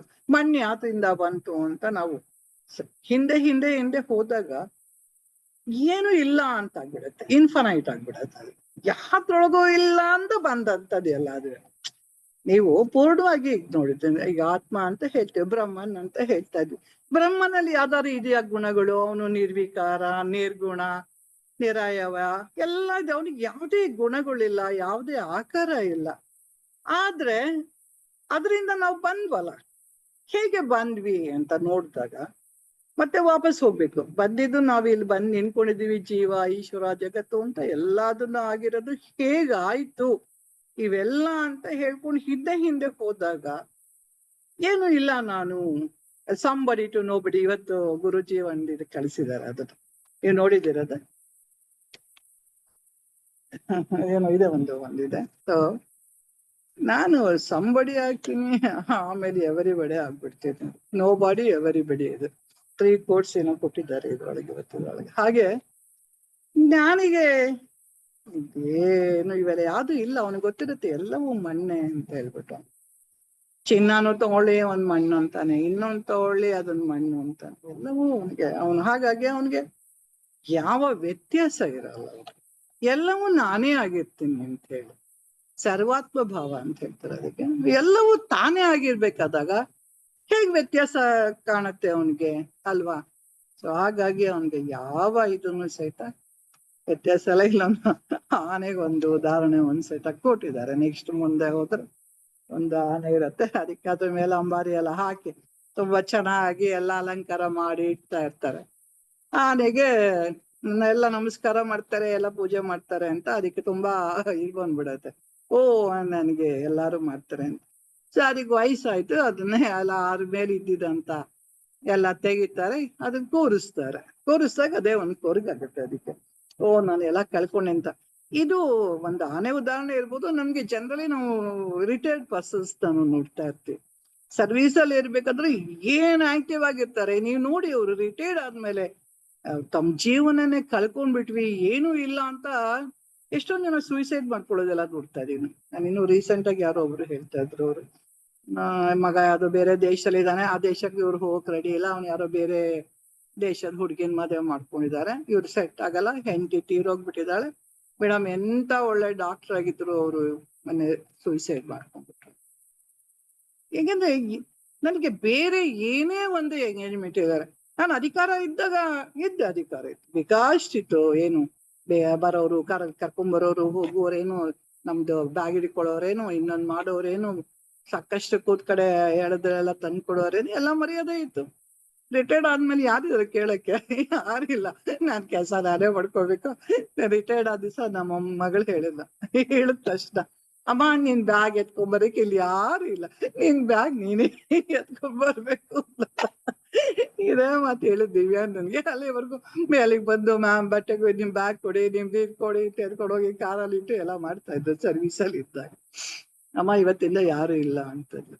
ಅದನ್ನ ಅಕ್ಸೆಪ್ಟ್ ಮಾಡ್ಕೋಬೇಕು. ನಾನು ಅಕ್ಸೆಪ್ಟ್ ಮಾಡ್ಕೊಳ್ಳಿಲ್ಲ ಅಂತಂದ್ರೆ ಅದು ನಂಗೊಂದು ಮನೋರೋಗ ಆಗುತ್ತೆ. ನಾನು ಇವಾಗ್ಲೂ ಸಾಕಷ್ಟು ಜನ ನನ್ನ ಕಲೀಗ್ಸ್ಗಳು ನೋಡ್ತಾ ಇದ್ದಿದ್ದು ನಾನು. ಅವಾಗ ಎಷ್ಟಿದ್ರು, ಇವಾಗ ಏನ್ ಕೇಳಿದ್ರು ಆಗಲ್ಲ. ಅಯ್ಯೋ ಉಮ್ಮ ನಿನ್ ಗೊತ್ತಿಲ್ಲ ಉಮ್ಮ, ನಂಗೆ ಕಾಲ ಆಗದೆ, ಈಚೆ ಬರಕ್ಕೆ ಆಗಲ್ಲ, ಏನೋ ಕಳ್ಕೊಂಡೆ, ಸುಸ್ತು, ಸಂಕಟ. ಆಕ್ಚುಲಿ ನಿಜ ಹೇಳ್ಬೇಕು ಅಂದ್ರೆ ಅದಿರಲ್ಲ, ಮಾನಸಿಕವಾಗಿ ಇವರೇ ಕುಗ್ಬಿಡ್ತಾರೆ. ಈ ಆನೆ ಒಂದು ಉದಾಹರಣೆ ಇರ್ಬೋದು. ಆದ್ರೆ ನಾವು ಯಾವಾಗ್ಲೂ ನಮ್ಮ ಜೀವನಕ್ಕೆ ತಗೊಂಡಾಗ ಈ ಹಿಗ್ಗುವಿಕೆ ಕುಗ್ಗುವಿಕೆ ಎಲ್ಲ ನಮ್ಮಲ್ಲಿ ತುಂಬಾ ಸಹಜವಾಗಿರುತ್ತೆ. ಹಾಗಾಗಿ ಜ್ಞಾನಿಗೆ ಏನು ಇಲ್ಲ, ಅವನ್ ಕೈ ಜೋಡಿಸ್ತೀವಿ, ನಮಸ್ಕಾರ ಮಾಡ್ತೀವಿ ಅಂದ್ರೆ ಅದು ನನ್ನಲ್ಲಿರೋ ಆತ್ಮ ನೀ ಎರಡನ್ನು ಒಂದು ಮಾಡ್ತಾ ಇರ್ತೀವಿ. ಜೀವಾತ್ಮ ಪರಮಾತ್ಮನ ಎರಡು ಒಂದು ಮಾಡಿ ನಮಸ್ಕಾರ. ನಾಮಮ್ಮ ಇದು ಯಾವುದು ನನ್ನದಲ್ಲ ಅನ್ನೋದು ನಮಸ್ಕಾರ. ಹಾಗಾಗಿ ಈ ದೇಹಕ್ಕೆ ಯಾವುದೇ ನಮಸ್ಕಾರ ಇದು ಅಲ್ಲ, ಆತ್ಮನಿಗೆ ಮಾಡೋದು ಅಂತ ಹೇಳಿ ಇದ್ರೊಳಗೆ ಸಾಕಷ್ಟು ನಮ್ಗೆ ತುಂಬಾ ಚೆನ್ನಾಗಿ ಹೇಳ್ಕೊಡ್ತಾರೆ. ಅವನು ಯಾವಾಗ್ಲೂ ಆನಂದ ಸ್ವರೂಪ ಆಗಿರ್ತಾನೆ, ಅವನಿಗೆ ಯಾವ ದೇಶದ ದುಃಖಗಳದ್ದು ಬಾಧಿಸೋದಿಲ್ಲ ಅಂತ ಹೇಳಿ. ಚೆನ್ನಾಗಿ ಹೇಳಿದ್ರಿ ಮೇಡಮ್, ಬಹಳ ಚೆನ್ನಾಗಿತ್ತು. ದೀರ್ಘವಾಗಿದ್ರು ಎಷ್ಟು ಚೆನ್ನಾಗಿ ಆ ಕೋಟ್ಸ್ ಎಲ್ಲ, ಆ ಜ್ಞಾನಿಯ ಲಕ್ಷಣಗಳನ್ನ ನಾವು ಅಳವಡಿಸ್ಕೋಬೇಕು ಅಂತ ಒಂದು 5 ಹೇಳಿದ್ರಲ್ಲ, ತುಂಬಾ ಚೆನ್ನಾಗಿತ್ತು. ಸಂಗತ್ಯಾಗ, ಫಲತ್ಯಾಗ, ದ್ವಂದ್ವ ಬುದ್ಧಿ ತುಂಬಾ ಚೆನ್ನಾಗಿದೆ ಅದು. ಸಮತ್ವಂ. ಅಧಿಕಾರ ಅಂತ ಹೇಳ್ದಂಗ್ ನೀವು ಅದೇ ನೆನ್ಪು ಬಂತು. ನಾನು ನಮ್ಮ ಮನೆಯವ್ರು ನೋಡ್ತಾ ಇದ್ದೆ. ನಾವ್ ಈ ತರದ ಅಧಿಕಾರ ಇಲ್ಲ ನಮ್ಗೆ. ನಾವು ನಮ್ದೇ ಬೇರೆ ತರ ಸರ್ವಿಸ್ ಇರತ್ತೆ ಡಾಕ್ಟರ್ಸ್ಗೆ. ನಮ್ಮ ಮನೆಯವ್ರದ್ದು ಅಧಿಕಾರ ಈ ತರ ಇತ್ತು. ನಾನು ಮುಂಚೆಯಿಂದ ಪ್ರಿಪೇರ್ ಮಾಡ್ತಾ ಇರ್ತಿದ್ದೆ ಅವರಿಗೆ. ಯಾಕೆ ಅಂದ್ರೆ ಅವ್ರಿಗೆ ತೀರಾ ಪ್ರೋಟೋಕಾಲ್ಸ್ ಎಲ್ಲ ಜಾಸ್ತಿ. ಚೀಫ್ ಇಂಜಿನಿಯರ್ ಆ ಕಡೆ ಅಥವಾ MD ಹೋದ್ರೆ ಮುಂದೆ 2 ಕಾರ್ ಹಿಂದೆ 2 ಕಾರ್ ಅವೆಲ್ಲ ಜಾಸ್ತಿ. ಅಂದ್ರೆ ಅವ್ರು ಮಾತ್ರ ಯಾವತ್ತಿಗೂನು ಫಸ್ಟ್ AW ಆಗಿ ಪ್ರೊಬೇಷನರ್ ಹಿಡ್ದಾಗಿಂದ ಕೊನೆ ತನಕವೂ ಅಧಿಕಾರನ ಒಂಥರ ತುಂಬಾ ಅಂಟಿಸ್ಕೊಳ್ಳಿಲ್ಲ ಮೇಡಮ್. ತುಂಬಾ ಅವರಿಂದನೂ ನಾನು ಕಲಿತೆ. ಇವ್ರು ನಾನು ಒಂದೊಂದ್ಸತಿ ಹೇಳ್ತಿರ್ತೀನಿ, ಆಧ್ಯಾತ್ಮಿಕ ಪಾಠಕ್ ಬರ್ಲೇಬೇಕು ಅಂತ ಏನಿಲ್ಲ. ನೀವ್ ಎಷ್ಟೊಂದು ಹಂಗೆ ತಿಳ್ಕೊಂಡು ಹೇಳ್ತಿದ್ದೀರಾ, ನಿಜಾನು ಅಳವಡಿಸ್ಕೊಂಡು ಇದ್ದೀರಾ, ಎಷ್ಟೊಂದು ಹೌದು. ಹಿತ್ಲ ಗಿಡ ಮದ್ದೆಲ್ಲ ಅಂದಾಗ ನನ್ಗೇನ್ ಕಾಣಿಸ್ತಿರ್ಲಿಲ್ಲ. ಅವರು ಅಧಿಕಾರವನ್ನ ಹೆಚ್ಚು ದುರುಪಯೋಗ ಆಗ್ಲಿ, ನಾವು ಹತ್ಬೇಕಾದ್ರೆ ಡೋರ್ ತೆಕ್ಕೊಂಡ್ರೆ ಅವೆಲ್ಲ ಮಾಡಂಗಿಲ್ಲ. ನಾವು ಬೈ ಚಾನ್ಸ್ ದಾರಿಲಿ ಹೋದ್ರೆ ಬಿಡ್ತಾರಷ್ಟೇ, ಇಲ್ದಿದ್ರೆ ಕಾರ್ ಉಪಯೋಗಿಸೋಂಗಿಲ್ಲ, ಸುಟ್ಕೇಸ್ ಎತ್ಕೊಂಡು ಹೋಗಿ ಇಡೋಂಗಿಲ್ಲ. ಇವೆಲ್ಲ ಭಾರಿ ಕಲ್ಸಿದ್ರು ನಮ್ಗೆ. ಅವ್ರಿಗೆ ಹಂಗಾಗಿ ಅಷ್ಟೊಂದು ನೋವಾಗ್ಲಿಲ್ಲ. ಆಮೇಲೆ ಅದೊಂದು ಜೊತೆಗೆ ಅಧಿಕಾರ ಹೋಯ್ತು ಅಂತಂದ್ರೆ ಸರ್ವಿಸ್ ಕೊಡಕ್ಕಾಗ್ಲಿಲ್ವಲ್ಲ ಅಂತ ಅವ್ರಿಗೆ ಬೇಜಾರಾಯ್ತು. ಅದರ್ವೈಸ್ ಬೇರೆ ತುಂಬಾ ಜನಗಳಿಗೆ ತುಂಬಾನೇ ಕಷ್ಟ ಆಗಿದೆ. ನೀವ್ ಹೇಳ್ದಂಗೆ ಅಧಿಕಾರ ಕಳ್ಕೊಂಡ ತಕ್ಷಣ ಒಂಥರ 10 ವರ್ಷ ಮುದುಕರಾದಂಗೆ, ವಯಸ್ಸಾದಂಗೆ. ನೀವ್ ಹೇಳ್ದಂಗೆ ಹೊರಗ್ ಬರಕ್ಕಾಗಲ್ಲ. ಅಯ್ಯೋ ನನ್ ತಲೆ ಮೇಲೆ ಬಿದ್ದಿದೆ ಮೇಡಮ್. ಈ ತಲೆ ಮೇಲೆ ಬೀಳೋದನ್ನ ನಾನೇ ಅನುಭವಿಸಿದೀನಿ. ಕ್ಲಾಸು ಅಂದ್ರೆ ತಪ್ಪಿಸ್ಕೊಂಡು ಹೋಗೋದು. ಅಯ್ಯೋ ಅಲ್ಲಿ ಪ್ರಿಪೇರ್ ಆಗಿಲ್ಲ ಅನ್ನೋ ಒಂದು ತಲೆಯಲ್ಲಿ. ಆಮೇಲೆ ಕಾತ್ಯಾನಿ ಮೇಡಮ್ ಹೇಳ್ತಾ ಆಮೇಲೆ ಉಮಾ ಮೇಡಮ್ ಕ್ಲಾಸಿಕ್ಸ್ ತುಂಬಾ ಜ್ಞಾನ ಸಿಂಧು ಅದಕ್ಕೆಲ್ಲ ಸಿಕ್ಕಾಪಟ್ಟೆ ಆಬ್ಸೆಂಟ್ ಆದೆ. ಯಾಕೆಂದ್ರೆ ಅಲ್ಲಿ ವಾಣಿ ಮೇಡಮ್ ಬರ್ತಾರೆ. ಅಲ್ಲಿ ಏನು ವಾಣಿ ಮೇಡಮ್ ಬರ್ತಾರೆ, ಹೌದು. ಸಮಯ ನಾನ್ ಸರಿಯಾಗಿ ಮಾಡಕ್ಕಾಗಲ್ವಾ, ಸರಿಯಾಗಿ ಪ್ರೆಸೆಂಟ್ ಮಾಡಕ್ಕಾಗಲ್ವಾ, ನಾನು ಪ್ರೆಸೆಂಟ್ ಮಾಡಕ್ಕಾಗಲ್ವಾ, ನಾನು ಬೇರೆಯವ್ರ ದೃಷ್ಟಿಲಿ ಏನಾಗ್ಬಲ್ಲೆ, ನನ್ಗೆ ಹೇಳಕ್ಕಾಗ್ಲಿಲ್ವಾ. ನಾನು ಎಷ್ಟು ಚೆನ್ನಾಗಿ 1 ವರ್ಷದಿಂದ ಈಚೆಗೆ ಈಗ ಕ್ಲಾಸಿಗೆ ಪ್ರಿಪೇರ್ ಪರವಾಗಿಲ್ಲ, ನನ್ಗೆ ಏನ್ ನಾಲೆಡ್ಜ್ ಇದೆ, ನಮ್ ಗುರುಗಳೇನ್ ಕೊಟ್ಟಿದ್ರು, ಈಶ್ವರ ಅರ್ಪಣೆ. ಪರಮಾತ್ಮ ನೀನ್ ಬಂದ್ ನನ್ನಲ್ಲಿ ನೆಲೆಸು, ನನ್ಗೆ ಹೇಳಿಸ್ಬಿಡು ಅಷ್ಟೇ. ನಾನು ಏನ್ ತಿಳ್ಕೊಂಡಿದ್ದೀರೋ ರಿಕಾಲ್ ಮಾಡ್ಕೊಂತೀನಿ. ಗೊತ್ತಾಗ್ಲಿಲ್ವಾ ಇದೇನಲ್ವಲ್ಲ, ಹೇಳ್ಕೊಡೋರು ಇದ್ದಾರೆ, ಮೆಂಟರ್ಸ್ ಇದ್ದಾರೆ, ಮೇಡಮ್ ಇದ್ದಾರೆ. ಸೊ ಈಗ ಕ್ಲಾಸ್ ಪ್ರಿಪೇರ್ ಆಗಿಲ್ಲ ಯಾವಾಗ್ಲೂ ಕೇಳಿರ್ತೀವಿ, ಖಂಡಿತ ಅದನ್ನ ಗುರುಗಳು ನಿಜವಾಗ್ಲೂ ಬಂದು ನನ್ಗೆ ಶಕ್ತಿ ಕೊಟ್ಟು ಹೇಳಿಸ್ತಾರೆ. ಈಗ ಯಾವ ಕ್ಲಾಸಿಗೆ ಏನ್ ಪ್ರಿಪೇರ್ ಆಗಿಲ್ಲ, ಮೊನ್ನೆ 7 ನಿಮಿಷದ್ದು ಪ್ರಿಪರೇಷನ್ ಏನೂ ಇಲ್ಲ ಮೇಡಮ್, ಸುಮ್ನೆ ಹಂಗೆ ಮಾಡ್ಕೊಂಡಿದ್ದು. ಆ ಕ್ಲಾಸ್ ಉಮಾ ಮೇಡಮ್ ಬೆಳಗ್ಗೆ ಹೇಳಿದ್ರು, ಯಾವ್ದಾದ್ರು ಮಾಡಿ ನೀವು ಹೆದರ್ಕೋಬೇಡಿ ಅಂತ. ತಕ್ಷಣ ಸ್ಪಾಂಟೇನಿಯಸ್ ಆಗಿ ಏನಾಗುತ್ತೋ ಅದನ್ನ ಸ್ಪಾಂಟೇನಿಯಸ್ ಆಗಿ ನನ್ ನಿಮಿಷ ನೋಡ್ಕೊಂಡಿರ್ಲಿಲ್ಲ, ಹಂಗಾಗಿ ದೀರ್ಘವಾಗ ಆಗೋಯ್ತು ಅವತ್ತು. ಆದ್ರೂನು ಆ ಈಶ್ವರಾರ್ಪಣ ಭಾವ ತುಂಬಾ ಮುಖ್ಯ.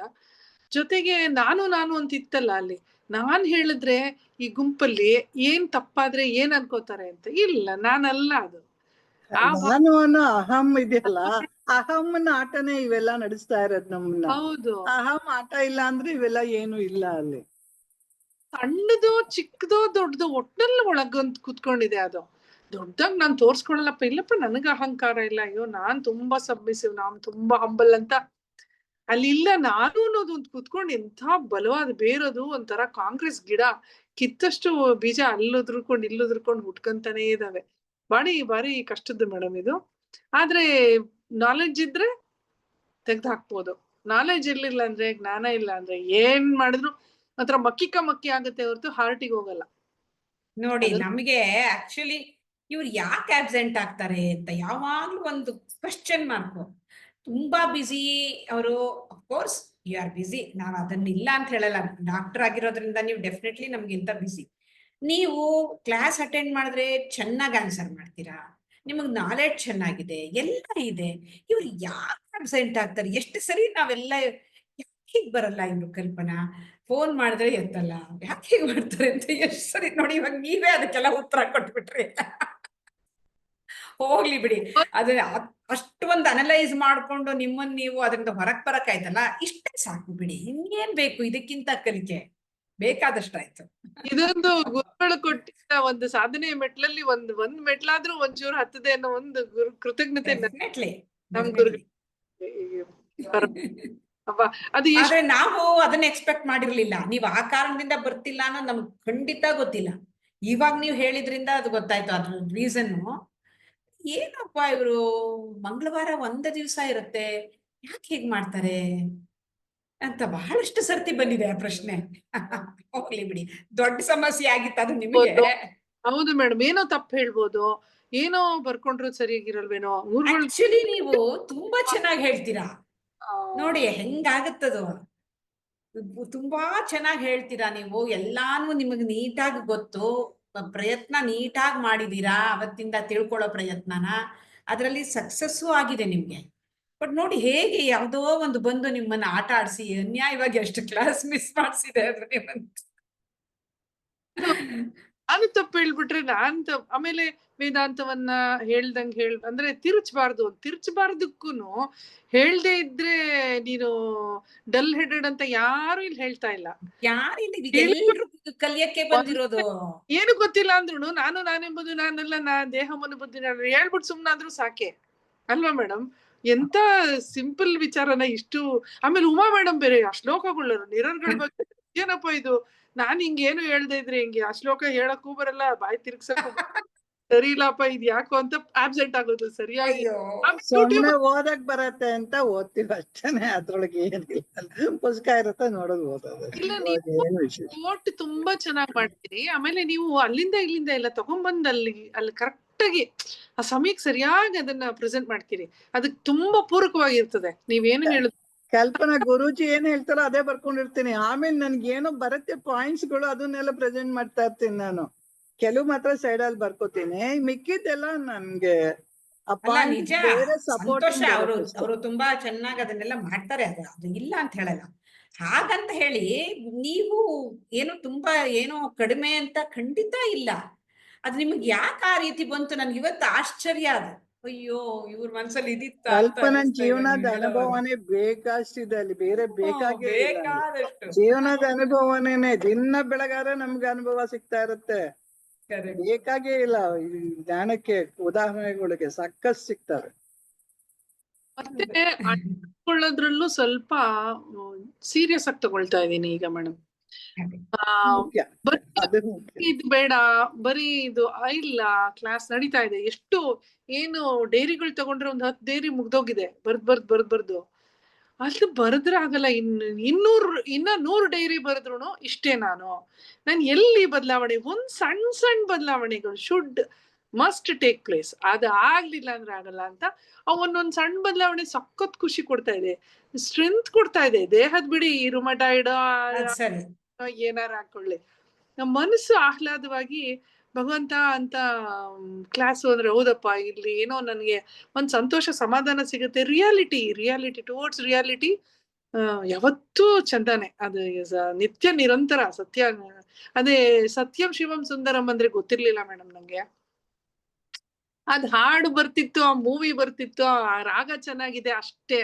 ನಮ್ ಚಿಕ್ಕಪ್ಪ ಎಷ್ಟು ಬ್ಯೂಟಿ, ಅದ್ರಲ್ಲಿ ಎಷ್ಟು ಬ್ಯೂಟಿ ಇದೆ. ಸತ್ಯಂ ಶಿವಂ ಸುಂದರಂ ಅಂದ್ರೆ ಅದ್ ಅರ್ಥ ಗೊತ್ತಾ ಅಂದ್ರೆ ಇವ್ರೇನೋ ಕೊರಿತಾರೆ, ಹಾಡ್ ಎಷ್ಟ್ ಚೆನ್ನಾಗಿದೆ, ಅವಳು ಅಷ್ಟ್ ಚೆನ್ನಾಗಿ ಹಾಡಿದಾಳೆ, ಅದ್ರ ಬಗ್ಗೆ ನನ್ನ ತಲೆ ಇತ್ತು. ಈಗ ಸತ್ಯ ಶಿವ ಸುಂದರ ಅಂತಂದ್ರೆ ಎಸ್, ಈಗ ನಿಜವಾಗ್ಲೂ ಏನೇನೋ ಅರ್ಥ ಹೊಳಿತಾ ಇದೆ. ಹೊಳಹು ಮಂಕುತಿಮ್ಮನ ಕೈಯಲ್ಲಿ ಯಾವ್ದೋ ಹೊಳಹು ಬಗ್ಗೆ ಒಂದೇನೋ ಹೇಳಿದಾರೆ, ರಿಪೀಟ್ ಮಾಡಕ್ ನಂಗೆ ಸ್ವಲ್ಪ ಗೊತ್ತಾಗಲ್ಲ, ತಕ್ಷಣಕ್ ಬರಲ್ಲ. ಎಷ್ಟ್ ಚೆನ್ನಾಗಿದೆ ಮೇಡಮ್ ಇವೆಲ್ಲ, ನಿಜವಾಗ್ಲೂ ಎಷ್ಟು ಮಿಸ್ ಆಗಿತ್ತು, ಇವಾಗೆಲ್ಲ ಬರ್ತಾ ಇದೆ. ಓಕೆ ಕಲ್ಪನಾ, ನೀವು ಈಗ ಆರ್ಥ್ರೈಟಿಸ್ ಎಲ್ಲ ಹೇಳಿದ್ರಲ್ಲ, ಈ 1.5 ಗಂಟೆಯಲ್ಲಿ ನಿಮ್ ದೇಹದ ಯಾವ್ದಾರ ನೋವು ಅಂತ ಅನಿಸ್ತಾ ಇದೆಯಾ ನಿಮ್ಗೆ? ನೋಡಿ, ಸತ್ಯ, ಅದು ಸತ್ಯ. ನಾನು ಯಾವಾಗ ಸತ್ಯದಲ್ಲಿ ಕೂತ್ಕೋತೀನೋ ಅವಾಗ ದೇಹ ಭಾವ ಇರೋದಿಲ್ಲ. ಅದನ್ನ ನಮ್ಗೆ ತುಂಬಾ ಚೆನ್ನಾಗಿ ನಾವು ಅಬ್ಸರ್ವ್ ಮಾಡ್ಕೋಬೇಕು. ಅದನ್ನ ಹೌದು, ಅಬ್ಸರ್ವ್ ಮಾಡ್ಬೇಕಲ್ವಾ ಮೇಡಮ್? ನಾವು ಅಬ್ಸರ್ವ್ ಮಾಡ್ಬೇಕು. ಅಬ್ಸರ್ವೇಶನ್ ಕೊರತೆ. ಅದ್ ಅಬ್ಸರ್ವ್ ಮಾಡ್ತೇವೆ, ಹೌದಲ್ವಾ?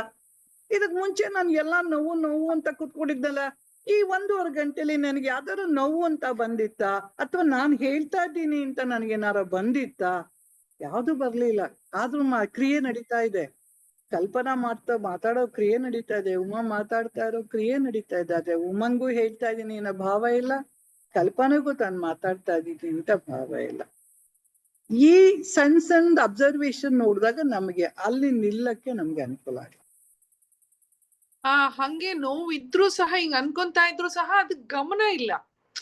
ಇದ್ ನಡೀತಾ ಇದೆ, ಹಿಂಗ್ ನಡೀತಾ ಇದೆ, ಒತ್ಕೊಳ್ಳೋದ್ ನಡೀತಾ ಇದೆ, ಬಟ್ ಗಮನ ಇಲ್ಲ. ಇಂಪಾರ್ಟೆನ್ಸ್ ಅಲ್ಲಿಗಿಲ್ಲ. ಇದಲ್ಲ ಅನ್ನೋ ಒಂದು ಭಾವದಲ್ಲಿ ಬಹಳ ಬ್ಯೂಟಿಫುಲ್ ಅಲ್ಲ ಮೇಡಮ್. ಅಬ್ಸರ್ವೇಷನ್ ಮಾಡ್ತಾ ಇರ್ಲಿಲ್ಲ ಮೇಡಮ್. ನಾನು ಅಬ್ಸರ್ವೇಷನ್ ಸೂಕ್ಷ್ಮತೆ ಇರ್ಲಿಲ್ಲ. ಅಬ್ಸರ್ವ್ ಮಾಡೋದೀಗ ನಾನು ಬೇರೆ ಎಲ್ಲ ಹೊರಗಡೆದಲ್ಲ ಅಬ್ಸರ್ವ್ ಮಾಡೋದು ಒಂಚೂರು ಪಾಠ ಆಗ್ತಾ ಇದೆ. ನಾನು ಅವತ್ತು ಒಂದು ಇನ್ಸಿಡೆಂಟ್ ಹೇಳಿದ್ನಲ್ಲ, ಅಂದ್ರೆ ಇವ್ರು ರಾಮಕೃಷ್ಣಾಶ್ರಮದ ಸ್ವಾಮಿಗಳು ಹೇಳಿದ್ದು ಅಂತ. ಅವತ್ತು ನೀವು ಅಟೆಂಡ್ ಮಾಡಿದ್ರಾ ಬಹುಶಃ ಗೊತ್ತಿಲ್ಲ. ಅಂದ್ರೆ ಇಬ್ರು ಸ್ವಾಮಿಗಳಿರ್ತಾರೆ. ಒಬ್ರು ಆಪರೇಷನ್ ಅನ್ನ ಅನಸ್ತೀಸಿಯಾ ಇಲ್ದೇನೆ ಮಾಡಿಸ್ಕೋತಾರೆ. ಜ್ಞಾಪಕ ಇರ್ಬೇಕು ನಿಮ್ಗೆ. ಅನಸ್ತೀಸಿಯಾ ಇಲ್ದೆ ಮಾಡಿಸ್ಕೋತೀನಿ ನಾನು ಅಂತ ಮಾಡಿಸ್ಕೋತಾರೆ. ರಾಮಣ್ರು ಮಾಡಿಸ್ಕೊಂಡಿದ್ರು ಹಿಂದೆ ಅನ್ನೋ ಒಂದು ಇದ್ರ ಮೇಲೆ ಅವ್ರು ಮಾಡಿಸ್ಕೋತಾರೆ ಸಕ್ಸಸ್ಫುಲ್ ಆಗಿ. ಇನ್ನೊಬ್ರು ಆಪರೇಷನ್ ನಾನು ಮಾಡಿಸ್ಕೋತೀನಿ ಅಂತ ಹೇಳ್ಬಿಟ್ಟು ಅನಸ್ತೀಸಿಯಾ ಇಲ್ದೆ ಅವ್ರಿಗೊಂಚೂರು ಹಿಂಗೆ ಚಾಕು ಹಿಂಗನ್ನಕ್ಕಿಲ್ಲ, ಅಯ್ಯಯ್ಯ ಆಗಲ್ಲ ನಂಗೆ ಅನಸ್ತೀಸಿಯಾ ಕೊಟ್ಬಿಡಿ ಅಂತ ಒಪ್ಕೊಂಡು ಮಾಡಿಸ್ಕೊಂಡ್ಬಿಡ್ತಾರೆ. ಆಮೇಲೆ ಈ ಅನಸ್ತೀಸಿಯಾ ಇಲ್ದೆ ಮಾಡಿಸ್ಕೊಂಡಿದ್ದವ್ರು ಅವ್ರು ಮಲಗಿರ್ತಾರೆ. ನೆಕ್ಸ್ಟ್ ಡೇ ಡಾಕ್ಟರ್ ಬಂದು ಬ್ಯಾಂಡೇಜ್ ತೆಗಿಬೇಕಲ್ಲ, ಅವ್ರೇನ್ ಮಾಡ್ತಾರೆ, ಬಂದು ಸರ್ ಅಂತ ತೆಗೆದು ಬಿಡ್ತಾರೆ ಬ್ಯಾಂಡೇಜ್. ಇವರು ಜೋರಾಗಿ ರೂಮ್ ಹಾರ್ ಹೋಗೋ ಹಾಕಿ ಕಿರ್ಚ್ಕೋತಾರೆ. ಡಾಕ್ಟ್ರಿಗೆ ಆಶ್ಚರ್ಯ, ಅಲ್ಲ ನೆನ್ನೆ ಅನಸ್ತೀಸಿಯಾನೇ ಇಲ್ದೇನೆ ಪೂರ್ತಿ ಆಪರೇಷನ್ ಮಾಡಿಸ್ಕೊಂಡ್ರು, ಒಂದು ಆಫ್ಟರ್ ಆಲ್ ನಾನು ಬ್ಯಾಂಡೇಜ್ ತೆಗ್ದಿದ್ದೀನಿ, ಯಾಕೆ ಹೀಗೆ ಕೂತಿರ್ತೇವೆ? ಅವ್ರು ಹೇಳ್ತಾರೆ, ಅಯ್ಯಯ್ಯೋ ಹಾಗಲ್ಲ, ಅದು ನಾನು ನಿನ್ನೆ ಪ್ರಿಪೇರ್ ಆಗಿದ್ದೆ, ನನ್ನಲ್ಲಿ ನಾನು ನಿಂತಿದ್ದೆ, ನಾನು ದೇಹ ಮನಸ್ಸು ಬುದ್ಧಿ ನಾನಲ್ಲ, ನಾನು ಅರಿವು ಆತ್ಮಸ್ವರೂಪ ಅನ್ನೋ ಜ್ಞಾನದಲ್ಲಿ ದೃಢವಾಗಿ ನಿಂತು ಆ ಕ್ರಿಯೆನ ನೋಡ್ತಾ ಇದ್ದೆ, ದೇಹದಕ್ಕೆ ಏನೇನಾಗ್ತಾ ಇದೆ ಅಂತ. ಹಾಗಾಗಿ ನನಗೆ ಅಲ್ಲಿ ಏನೇ ಆದ್ರೂ ನನಗೆ ನೋವಾಗ್ಲಿಲ್ಲ. ಇವಾಗ ನಾನು ದೇಹದ ಜೊತೆಲೇ ಇದ್ದೆ. ಆದ್ರೆ ನಾನು ಯಾವ ಸಹಜ ಸಮಾಧಿಯನ್ನ ಇನ್ನ ತಲುಪಿಲ್ಲ, ಪ್ರಯತ್ನ ನಡೀತಾ ಇದೆ ಅದಕ್ಕೆ. ರಮಣರು ಸದಾ ಸಹಜ ಸಮಾಧಿಯಲ್ಲಿ ಇದ್ದವರು, ಇವರು ಪ್ರೋಗ್ರೆಸಿವ್ ಪಾತಲ್ಲಿದ್ದಾರೆ. ಸೊ ಆಗಾಗ ಅವರಲ್ಲಿರಕ್ ಸಾಧ್ಯ ಆಗ್ತಾ ಇದೆ. ಕಾನ್ಶಿಯಸ್ ಆಗಿ ಇದ್ದಾಗ ಡೆಫಿನೆಟ್ಲಿ ಅವ್ರು ಓವರ್ಕಮ್ ಮಾಡಕ್ಕಾಗುತ್ತೆ. ಬಟ್ ಇವಾಗ ಅವ್ರು ಆರಾಮಾಗಿ ದೇಹದ ಜೊತೆಲೇ ಇದ್ದಾಗ ಇವ್ರು ಬಂದು ಬ್ಯಾಂಡೇಜ್ ತೆಗ್ಸೋಷ್ಟೇ ಜೋರಾಗಿ ನೋವು ಆಯ್ತು, ಅನುಭವ ಆಯ್ತು, ನನಗೇ ಆಯ್ತು ಅಂತ ಆಯ್ತು, ಕಿರ್ಚ್ಕೊಂಡ್ರು. ಇದೆರಡು ಇನ್ಸಿಡೆಂಟ್ ಅವರು ಹೇಳಿದ್ದಾರೆ. ಅಂದ್ರೆ ಇದು ನಮಗೆ ಎಷ್ಟು ಪಾಠ ಆಗುತ್ತೆ ಅಂತಂದ್ರೆ ಈ ಇನ್ಸಿಡೆಂಟ್. ಸುಮ್ಮನೆ ಅವಾಗ ನಕ್ಬಿಟ್ಟು ಅಯ್ಯೋ ಹಿಂಗ್ ಮಾಡಿದ್ರ ಅನ್ನೋದಲ್ಲ. ಅಂದ್ರೆ ನಾವು ಅರಿವಿನಲ್ಲಿ ನಿಲ್ಲೋಕೆ ಎಷ್ಟೆಷ್ಟು ಹೆಚ್ಚೆಚ್ಚು ಪ್ರಯತ್ನ ಮಾಡಿದಷ್ಟು ಡೆಫಿನೆಟ್ಲಿ ಇದರಿಂದ ನಾವು ಸೆಪರೇಟ್ ಆಗಿರಕ್ ಸಾಧ್ಯ ಆಗತ್ತೆ. ನಿಮ್ಗೆ ಇವೆಲ್ಲರೂ ನಮಗೆ ಎಕ್ಸಾಂಪಲ್ಸ್. ನಾವು ಇದನ್ನ ಕಲ್ತ್ಕೋಬಹುದು, ನಾವು ಅಲ್ಲಿ ನಿಲ್ಲಕ್ಕೆ ಖಂಡಿತವಾಗ್ಲೂ ಪ್ರಯತ್ನಿಸ. ಹೌದು ಮೇಡಮ್, ಪ್ರತಿ ಸಾರಿನೂ ಪ್ರತಿಯೊಂದು ತುಂಬಾ ಘಟನೆಗಳು ಜೀವನದಲ್ಲಿ ನಡೀತಾ ಇದಾವೆ. ಎಷ್ಟೊಂದು incidents every minute, every 10 minutes, every 5 minutes ಈ ವ್ಯವಹಾರ ಪ್ರಪಂಚದಲ್ಲಿ ಇದ್ದಾಗ ಅದು ತುಂಬಾ ಇವಾಗ ಕ್ಲೀನ್ ಆಗಿ ವ್ಯವಹಾರ ಪ್ರಪಂಚ, ಬಾಹ್ಯ ಪ್ರಪಂಚ ಅನ್ನೋದಂತೂ 100%. ಎಲ್ಗಾರು ಹೋಗಿ ಮೂವಿಗೆ ಹೋಗಿ ಮೂವಿ ಇಲ್ಲಿ ಬಂದಿದ್ದೀನಿ ಅಷ್ಟೇ, ಈ ತೆರೆ ಮೇಲೆ ಬರುತ್ತೆ ಹೋಗತ್ತೆ, ಈ ಕಾನ್ಸೆಪ್ಟ್ಸ್ ತುಂಬಾ ಮುಂಚೆಗೆ ತುಂಬಾ ಇನ್ವಾಲ್ವ್ಮೆಂಟ್. ಸರ್ ಹೇಳ್ದಂಗೆ, ಗುರುಗಳು ಹೇಳ್ದಂಗೆ ಕರ್ಚೀಫ್ ಇವಳು ನಾನಾಗಿದ್ದೆ, ಅಯ್ಯೋ ದುಃಖಿಸಿ ಅದ್ ಯಾಕೆ ಹೇಳ್ತೀರಿ, ಅಷ್ಟೊಂದು ದುಃಖ ಎಲ್ಲ ಆಗ್ತಿತ್ತು. ಈಗ ಪ್ರತಿಯೊಂದು ಇನ್ಸಿಡೆಂಟು ತುಂಬಾ ಕ್ಲಿಷ್ಟವಾದ ಸಮಯ ಬಂದಾಗ ತಕ್ಷಣ ಸಾಕ್ಷಿಯಾಗಿ ಪ್ರಯತ್ನ ಮಾಡಿದಾಗ ಖಂಡಿತವಾಗಿ ರಿಸಲ್ಟ್ಸ್ ಮೇಡಮ್, ಖಂಡಿತ. ಎಷ್ಟು ಹಗುರ ಅಂತಂದ್ರೆ, ನಾನಲ್ಲ ಅಂತ ಇದೇನೋ ನಡೀತಾ ಇದೆ, ನಾನೆಲ್ಲ ಇದು ನಡೀತಾ ಇದೆ, ಕಲ್ಪನಾ ಇದ್ದಾಳೆ, ಅವ್ರ ಮಗಳಿದ್ದಾಳೆ, ಅವ್ರ ಮಗ ಏನೋ ಗಲಾಟೆ ಮಾಡ್ತಾನೆ, ಮುಗೀತು ಅಷ್ಟೇ. ಅದು ಮುಗ್ದೋದ್ಮೇಲೆ ಮತ್ತೆ ವಾಪಸ್ ಬಂದಾಗ ಇಷ್ಟು ಈಸಿ ಅಲ್ವಾ, ಇದನ್ನ ಸದಾಕಾಲ ಇದ್ರೆ ಏನ್ ಬ್ಯೂಟಿಫುಲ್ ಆಗಿರುತ್ತೆ ಪ್ರಪಂಚನೇ, ಅಂದ್ರೆ ಜೀವನನೇ ಎಷ್ಟೊಂದು ಚಂದ ಅಲ್ಲ, ಕಷ್ಟ ಅಲ್ಲ ಅಂತ ಅನ್ಸ್ತಾ ಇರುತ್ತೆ. ಹಾಗಾಗಿ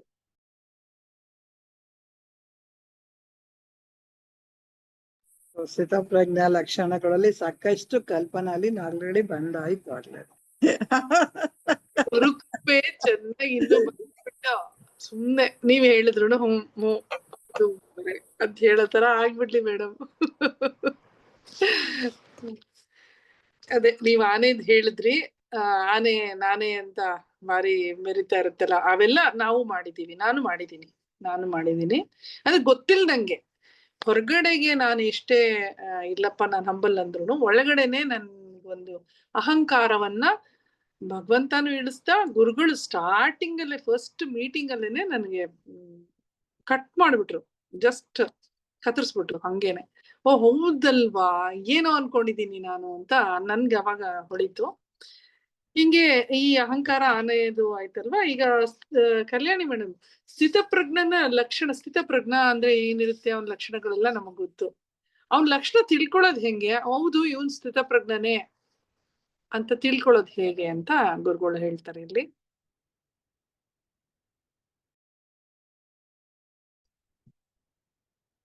ಸ್ಥಿತಪ್ರಜ್ಞ ಅಂದ್ರೆ ಅವನು ಆತ್ಮ ಸ್ವರೂಪಿ. ಈ ಆತ್ಮ ಸ್ವರೂಪಿಗೆ ಪರಿಶುದ್ಧವಾದ ಅಹಂಕಾರ ಇರುತ್ತೆ. ಈ ಸ್ಥಿತಪ್ರಜ್ಞನ ಗುಣ ಅವನಿಗೆ ಅಹಂಕಾರಕ್ಕೆ ಇದೆ. ಈ ಆತ್ಮನಿಗೆ ಯಾವ ಗುಣನೂ ಇಲ್ಲ. ಸಾಕ್ಷಿಗೆ ಸಾವು ಬಂಧ ಮೋಕ್ಷ ಯಾವುದೂ ಇಲ್ಲ. ಅಹಂಕಾರಕ್ಕೆ ಬಂಧ ಮೋಕ್ಷ ಇದೆ. ಆತ್ಮಜ್ಞಾನ ಬಂದ್ಮೇಲೆ ಅಹಂಕಾರ ಬಂದ್ರೆ ದೇಹಾಭಿಮಾನ ಇರ್ಬೋದು. ಈ ಅಹಂಕಾರ ಹೋಗಿದ್ರೆ ಮನಸ್ಸು ಪರಿಶುದ್ಧ ಆಗಿ ಮುಕ್ತಿ ಪಡಿತದೆ. ಅಜ್ಞಾನಿಗೆ ನಾನು ಯಾರು ಅಂತ ಕೇಳಿದ್ರೆ ನಾನು ಗಂಡಸು, ನಾನು ಹೆಂಗಸು, ನಾನು ತಂದೆ ತಾಯಿ ಅಂತ ತಲೆಯಲ್ಲಿ ತುಂಬಿರುತ್ತೆ. ಅಂದ್ರೆ ಅಜ್ಞಾನಿಗೆ ನಿಜವಾದ ನಾನು ಅಂತ ಗೊತ್ತಿಲ್ಲ. ನಾನಿಗೆ ನಾನು ಶಿವಸ್ವರೂಪಿ ಅಂತ ಅರಿವಿರುತ್ತೆ. ಈ ವ್ಯವಹಾರಕ್ಕೆ ದೇಹ ನಾನು ಅಂತ ಕಲ್ಪನೆ ಇರುತ್ತೆ. ಅದು ಜ್ಞಾನಿಯಲ್ಲಿ ಶುದ್ಧ ಅಹಂಕಾರ. ಅಜ್ಞಾನಿಯಲ್ಲಿ ದೇಹ ನಾನು, ಬುದ್ಧಿ ನಾನು, ಮನಸ್ಸು ನಾನು ಅಂತ ಅಹಂಕಾರ ಇದೆ. ಈಗ ಅದಕ್ಕೆ ಗುರುಜಿ ಉದಾಹರಣೆ ಹೇಳಿದರೆ, ಶಿವನ ಕುತ್ತಿಗೆನಲ್ಲಿ ಇರುವ ಸರ್ಪ ಪರಿಶುದ್ಧವಾದ ಅಹಂಕಾರ. ಈ ಸರ್ಪ ಅನ್ನೋದು ಸಾಮಾನ್ಯ ಜನರಿಗೆ ಅದು ವಿಷ ಪ್ರಾಣಿ, ಅಂದ್ರೆ ಶಿವನಿಗೆ ಅದು ಅಲಂಕಾರ. ಜ್ಞಾನಿಗೂ ಅಹಂಕಾರ ಅನ್ನೋದು ಶುದ್ಧವಾದ ಅಲಂಕಾರ. ಈಗ ನಮ್ಮಲ್ಲಿ ಇರುವ ಮಾನಸಿಕ ಒತ್ತಡಗಳು, ಕಾಮ ಕ್ರೋಧ ಲೋಭ ಮೋಹ ಮದ ಮಾತ್ಸರಗಳು ಮನಸ್ಸಿನ ವ್ಯಾಕುಲತೆ ಕಡಿಮೆ ಆಗುತ್ತೆ. ಉದಾಹರಣೆಗೆ 10 ವರ್ಷದ ಹಿಂದೆ ತುಂಬಾ ಕೋಪ ಇತ್ತು, ಈಗ ಕಡಿಮೆ ಆಗಿದೆ. ಈ ರೀತಿ ನಮ್ಮಲ್ಲಿ ಪರಿವರ್ತನೆ ಆಗಿದ್ರೆ ಈಗ ನಿಧಾನವಾಗಿ ನಾವು ಮೋಕ್ಷದ ಕಡೆ ಹೋಗ್ತಾ ಇದ್ದೀವಿ. ಈಗ ನೀವ್ ಹೇಳಿದ್ರಲ್ಲ, ಅದೇ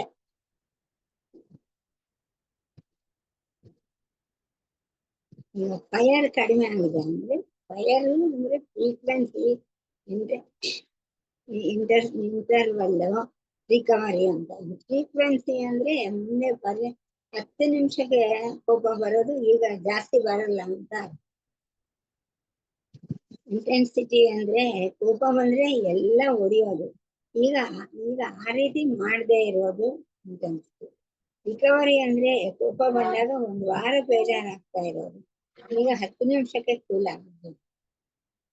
ಈಗ ಭಾವನೆಗಳು ಶಾಂತಕ್ಕೆ ಬರುತ್ತೆ, ಉದ್ವೇಗ ಕಡಿಮೆ ಆಗುತ್ತೆ. ಜ್ಞಾನಿಯ ಲಕ್ಷಣಗಳು ಏನಂದ್ರೆ ಧೈರ್ಯ ಎಲ್ಲವನ್ನು ಒಂದೇ ರೀತಿಯಲ್ಲಿ ಸ್ವೀಕಾರ ಮಾಡ್ತಾನೆ. ಆನಂದ, ಪ್ರೇಮ ಇವೆಲ್ಲ ಜ್ಞಾನಿಯ ಲಕ್ಷಣಗಳು. ಪಾಸಿಟಿವ್ ಕ್ವಾಲಿಟೀಸ್, ಸ್ಥಿತಪ್ರಜ್ಞೆ ಲಕ್ಷಣಗಳು, ಒಳ್ಳೆಯ ಲಕ್ಷಣಗಳು ಅವು ಬೆಳೆಯುತ್ತೆ. ನೆಗೆಟಿವ್ ಕ್ವಾಲಿಟೀಸ್ ಕಡಿಮೆ ಆಗುತ್ತೆ. ಈ ರೀತಿ ಆಗ್ತಾ ಇದ್ರೆ ನಾವು ಮುಕ್ತಿ ಕಡೆ ಹೋಗ್ತಾ ಇದೀವಿ ಅಂತ ಅರ್ಥ. ನಮ್ಗೆ ಮುಕ್ತಿ ಸಿಕ್ಕುತ್ತೆ ಅಂತ ಕಾಯ್ಬಾರ್ದು, ನಿಧಾನವಾಗಿ ಬದಲಾಗ್ತಾ ಇರ್ಬೇಕು. ಮುಕ್ತಿ ಅಂದ್ರೆ ಏನೋ ಬರುತ್ತೆ ಅಂತ ತಿಳ್ಕೋಬಾರ್ದು.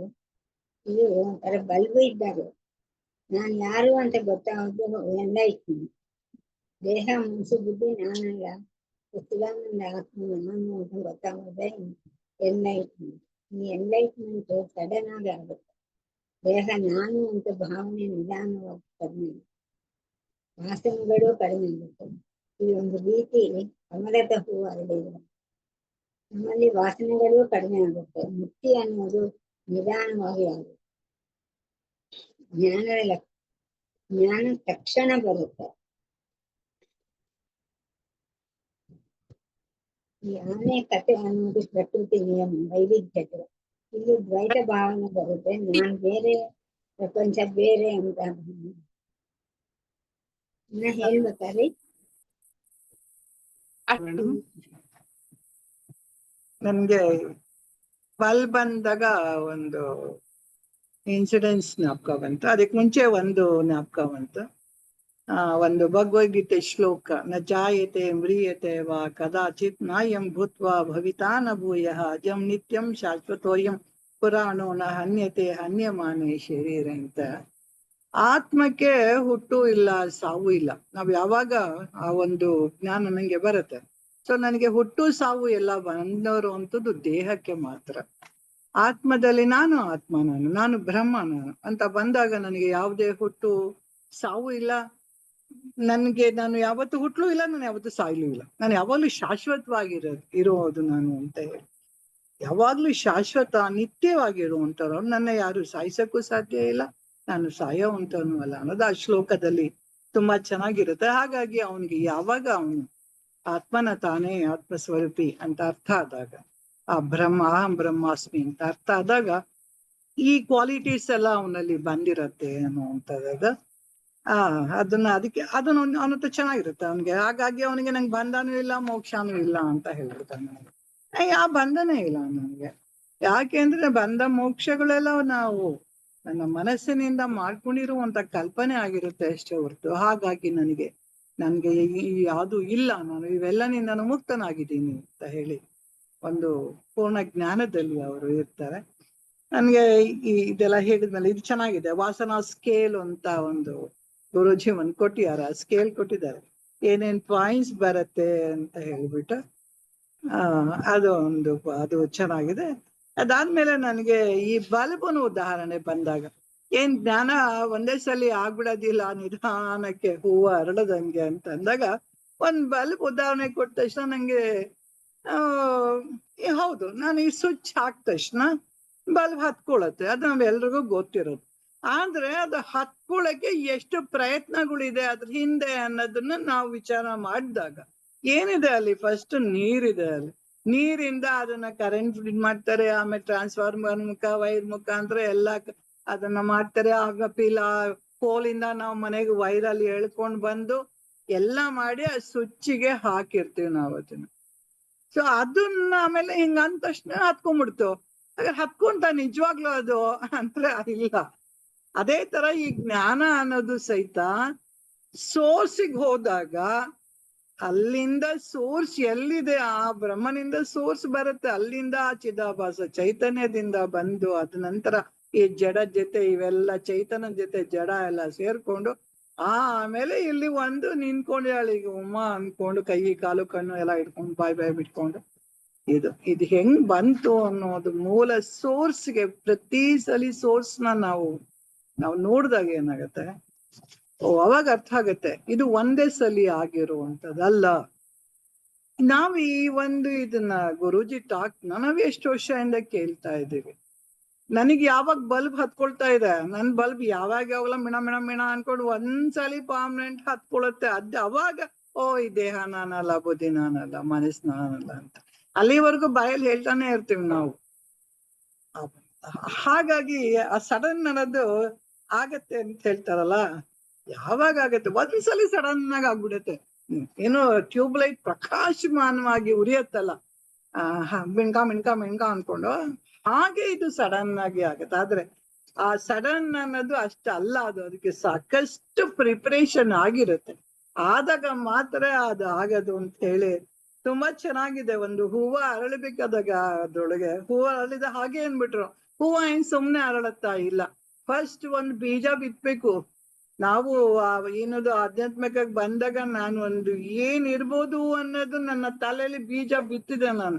ಅದಾದ್ಮೇಲೆ ಆ ಬೀಜಕ್ಕೆ ಸಾಕಷ್ಟು ಆಗದೆ ಅದನ್ನ ಭೂಮಿ ಒಳಗಿಟ್ಟೆ ನಾನು ಅದನ್ನ ಪ್ರೊಟೆಕ್ಟ್ ಮಾಡ್ಬೇಕು.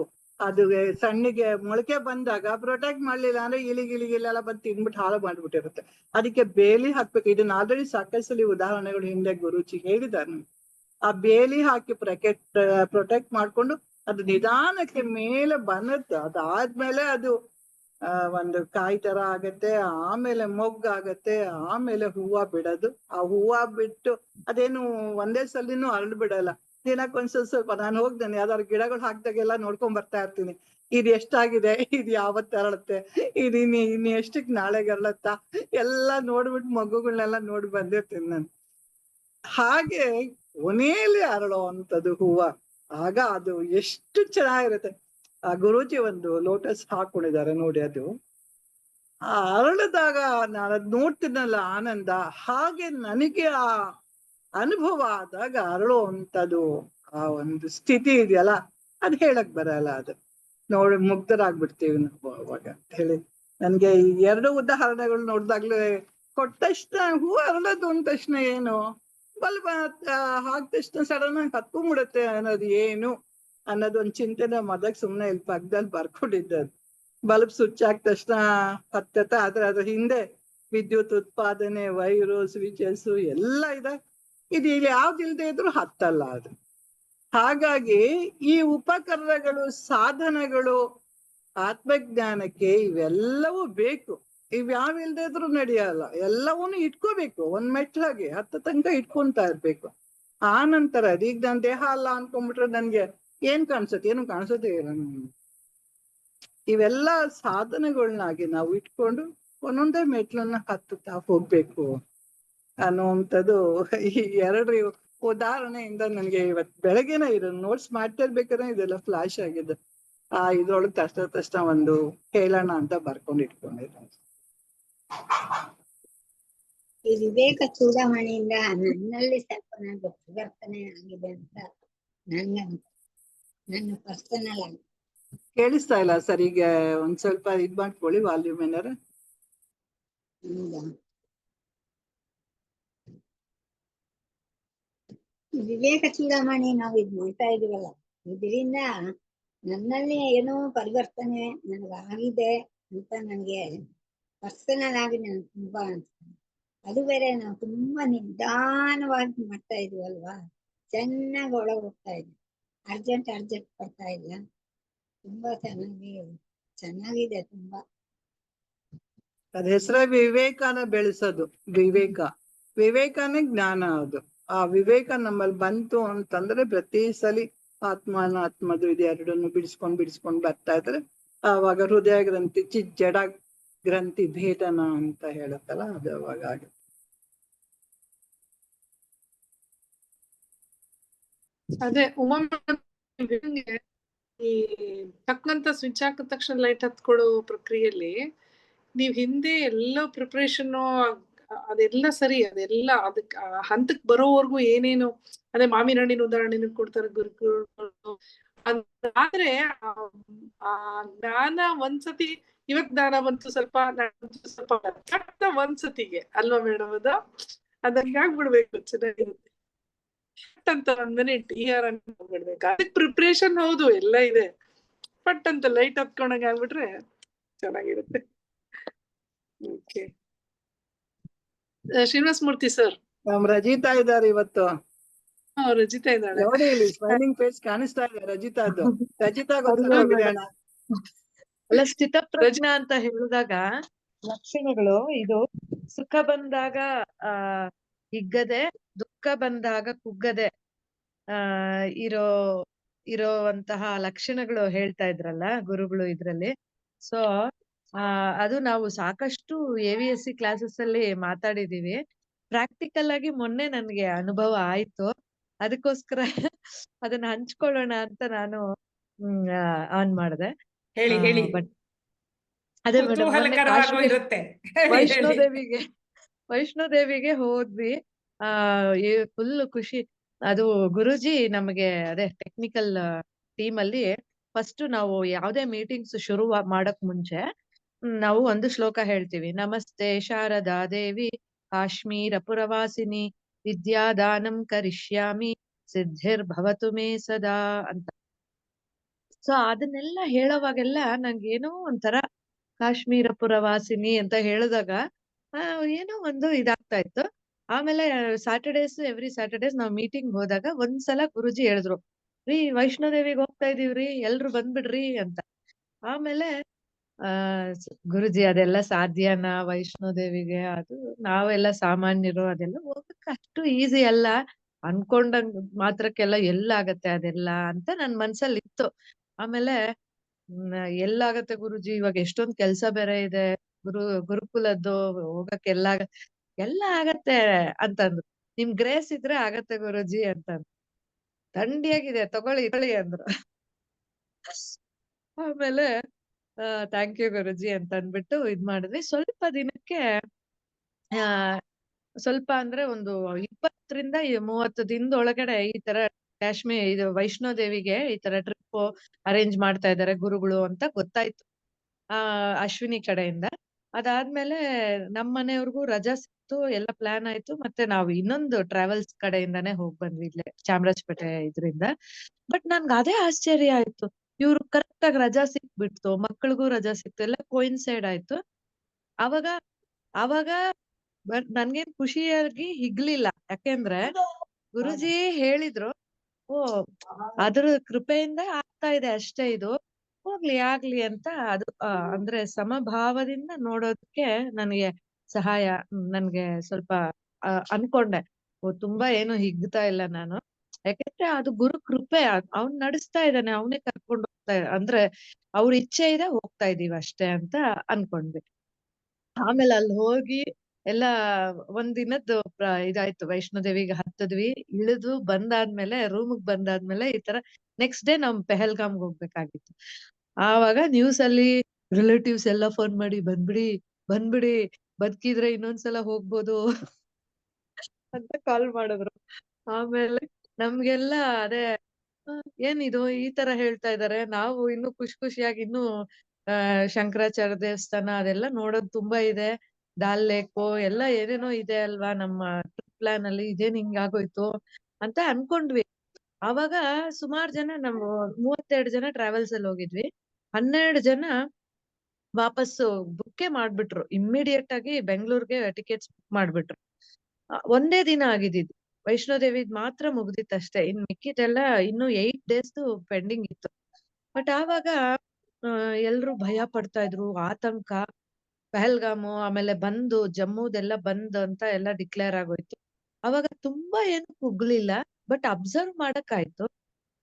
ಸರಿ ಇನ್ನು ಏನಾಗತ್ತೋ ನೋಡೋಣ, ಯಾಕೆ ಸುಮ್ನೆ ಗಾಬರಿ ಪಡೋದು, ಅವನ್ ಇಚ್ಛೆ ಅದು, ಇಲ್ಲಿವರೆಗೂ ಕರ್ಕೊಂಡ್ ಬಂದಿರೋದು ಅವ್ರ ಇಚ್ಛೆ, ವೈಷ್ಣೋದೇವಿಲ್ ದರ್ಶನ ಆಗಿ ಇದೆಲ್ಲ ಮಾಡ್ತಾ ಇರೋದು ಅವನ ಇಚ್ಛೆ, ಇದಾಗ್ತಾ ಇರೋದು ಅವ್ರ ಇಚ್ಛೆ, ನೋಡೋಣ ಏನಾಗತ್ತೋ ನೋಡೋಣ, ಡಿಸಿಷನ್ಸ್ ತಗೊಳೋದ್ ಬೇಡ ಅಂತ ವೇಟ್ ಮಾಡಿದ್ವಿ. ಆಮೇಲೆ ಆ ಬೇರೆಯವ್ರಿಗೂ ನಾವೇ ಧೈರ್ಯ ಹೇಳಿದ್ವಿ, ಏನಾಗಲ್ಲ ನೋಡೋಣ ಇರಿ, ಸುಮ್ನೆ ಇದ್ ಮಾಡ್ಕೋಬೇಡಿ, ಆತಂಕ ಪಟ್ಕೋಬೇಡಿ.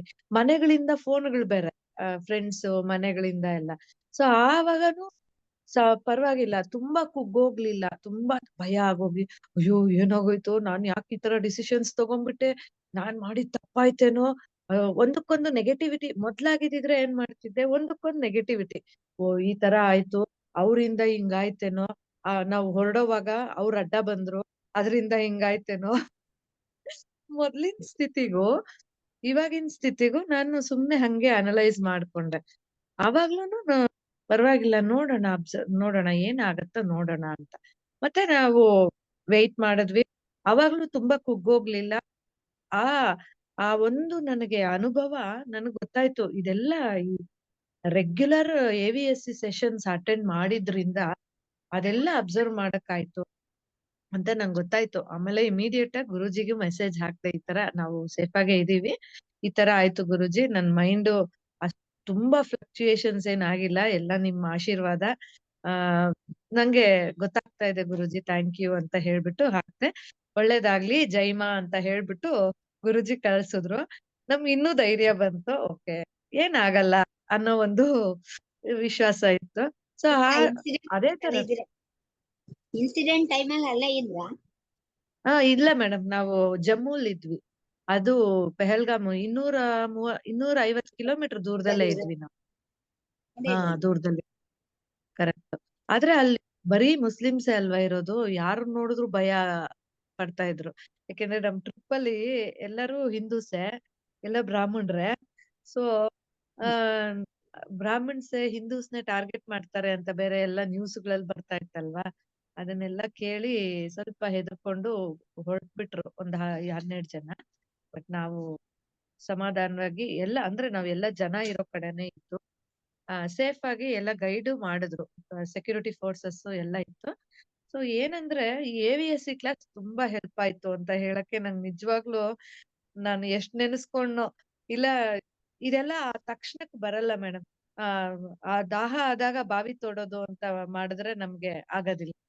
ಸೊ 2-3 ವರ್ಷಗಳ ಪರಿಶ್ರಮ ಆವತ್ತು ನನ್ಗೆ ಆ ಸ್ಥಿತಿಲಿ ನಿಲ್ಲಕ್ಕಾಯ್ತು ಅಂತ ನನ್ ಗುರೂಜಿಗ್ ಮೊನ್ನೆ ಹೇಳ್ದೆ. ಗುರೂಜಿ ನಂಗೆ ಮತ್ತೆ ಮೀಟ್ ಮಾಡಿದ್ವಿ ಮೊನ್ನೆ ಸ್ಯಾಟರ್ಡೆ, ಇದು ಬಸವ ಜಯಂತಿ ಸೆಲೆಬ್ರೇಷನ್ಸ್. ಆವಾಗ ಹೇಳ್ದೆ ಗುರೂಜಿಗೆ, ಗುರೂಜಿ AVSC ಕ್ಲಾಸ್ ಗುರೂಜಿ ನಂಗೆ ಹೆಲ್ಪ್ ಮಾಡಿದ್ದು ಅಂತ. ಗುರೂಜಿಗೆ ಫುಲ್ ಖುಷಿ ಆಗೋಯ್ತು. ಅಂದ್ರೆ ಖಂಡಿತ ಹೌದು. ಹೌದು ಅದು ಮೇಡಮ್. ಏನಂದ್ರೆ ರಿಪೀಟ್ ಮಾಡ್ತೀವಲ್ವಾ, ಮನನ ನೋಡಿ ತುಂಬಾ ಸಹಾಯ ಮಾಡುತ್ತೆ. ಇವಾಗ ಸುಮ್ನೆ ಒಂದ್ಸರ್ತಿ ಗುರೂಜಿದು ಟಾಕ್ಸ್ ಸುಮ್ನೆ ಕೇಳ್ಬಿಡ್ತೀವಿ ಅಂತಂದ್ರೆ ಅದು ತಲೆಯಲ್ಲಿ ಉಳಿಯಲ್ಲ. ಇವಾಗ ನಾವ್ ಅದಕ್ಕೆ ಆನ್ಸರ್ ಮಾಡ್ಬೇಕು ಅಂತಂದಾಗ ನಾವ್ ಅದನ್ನ ಮತ್ತೆ ಹೆಚ್ಚು ಕೇಳಿಸ್ಕೊತೀವಿ, ಬರ್ಕೋತೀವಿ, ಮಾಡ್ತೀವಿ. ಅಲ್ಲಿ ಅದು ಒಳಕ್ ಇಳಿಯುತ್ತೆ. ಮತ್ತೆ ಇಲ್ಲಿ ಬಂದಾಗ್ಲೂ ಮತ್ತೆ ಅದ್ರ ಚರ್ಚೆ ಆಗತ್ತೆ. ಹೌದು ಮೇಡಮ್. ಡೆಫಿನೆಟ್ಲಿ. ಈ ತರ ಒಳಗ್ ಇದೆಯಾ ಇಲ್ವಾ ಅಂತ ಟೆಸ್ಟ್ ಮಾಡಕ್ಕೆ ಈ ತರ ಆಗಿದ್ಯೋ ಏನೋ ನನಗೆ ಅಂತ ಈಗ ನೀವಾದ್ರೂ ನೋಡಿ, ಇವಾಗ ನೀವು ಸೇರಿದ್ದೇನೆ AVSC ಗೆ ಡೈರೆಕ್ಟ್ ಆಗಿ. ಈಗ ಹೌದು. ನಾವುಗಳು ಉಮಾನೇ ಆಗ್ಲಿ ನಾವೇ ಆಗ್ಲಿ ಮೊದ್ಲು ಸುಮಾರು ದಿವಸ ಗುರುಜಿ ಟಾಕ್ಸ್ ಸುಮ್ನೆ ಕೇಳ್ಕೊಂಡ್ ಬಂದಿದೀವಿ. ಆವಾಗ ನಮಗೆ ಆಗ್ತಾ ಇದ್ದಿದ್ದ ಒಂದು ಎಫೆಕ್ಟ್ಗೂ ನಾವೇ AVSC ಗೆ ಸೇರಿದ್ಮೇಲೆ ಆಗ್ತಾ ಇರೋ ಅದ್ ವ್ಯತ್ಯಾಸ ನನಗಂತೂ ತುಂಬಾ ಚೆನ್ನಾಗಿ ಗೊತ್ತಾಗ್ತಾ ಇದೆ. ಆಳಕ್ಕೆ ಇಳಿಯುತ್ತೆ. ಅವಾಗ ನೋಡಿ madam, ಅದಕ್ಕೆ ಇಳಿತಿರ್ಲಿಲ್ಲ ಇವಾಗ ಅಂತಲ್ಲ, ಬಂದ್ಬಿಟ್ಟೆ ಬಟ್ ಅದು ಆ ತೀವ್ರತೆ ಕಡಿಮೆ. ಇಲ್ಲಿ ಬೇಗ ಕ್ವಿಕ್ ಆಗತ್ತೆ.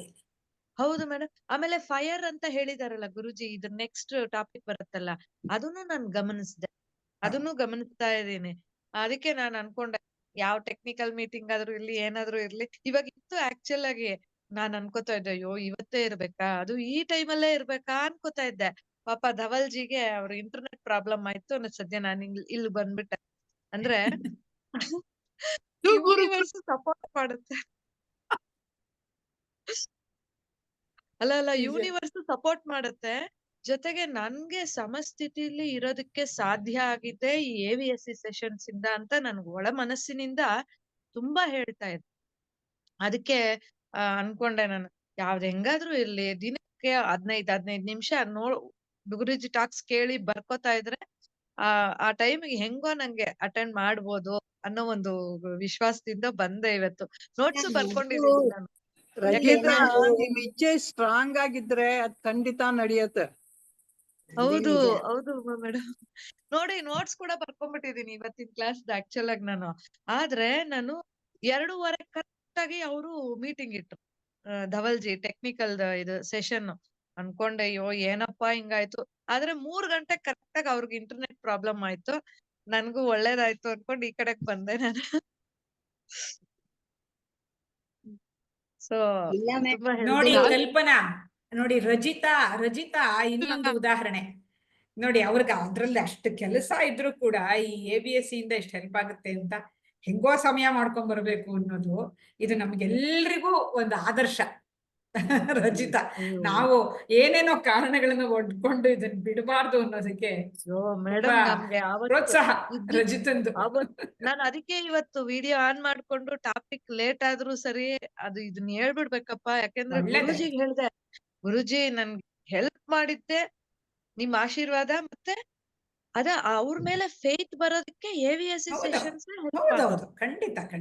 ಗುರುವಿನ ವಾಕ್ಯದ ಮೇಲೆ ನಮ್ಗೆ ನಂಬಿಕೆ ಬರ್ಬೇಕು ಅಂದ್ರೆ, ಇವಾಗ ಇನ್ನೊಂದ್ ಏನಾಗಿತ್ತು ಅಂದ್ರೆ ಮೇಡಮ್, ನಾವು ನಾಳೆ ಹೋಗ್ಬೇಕು ಅಂದಿದ್ದಾಗ ಹಿಂದಿನ ದಿನ ನಾನು ವಿಸ್ಕಿಟ್ಸ್ ಗುರುಕುಲಲ್ಲಿ ವರ್ಕ್ಶಾಪ್ ಆಗಿತ್ತು.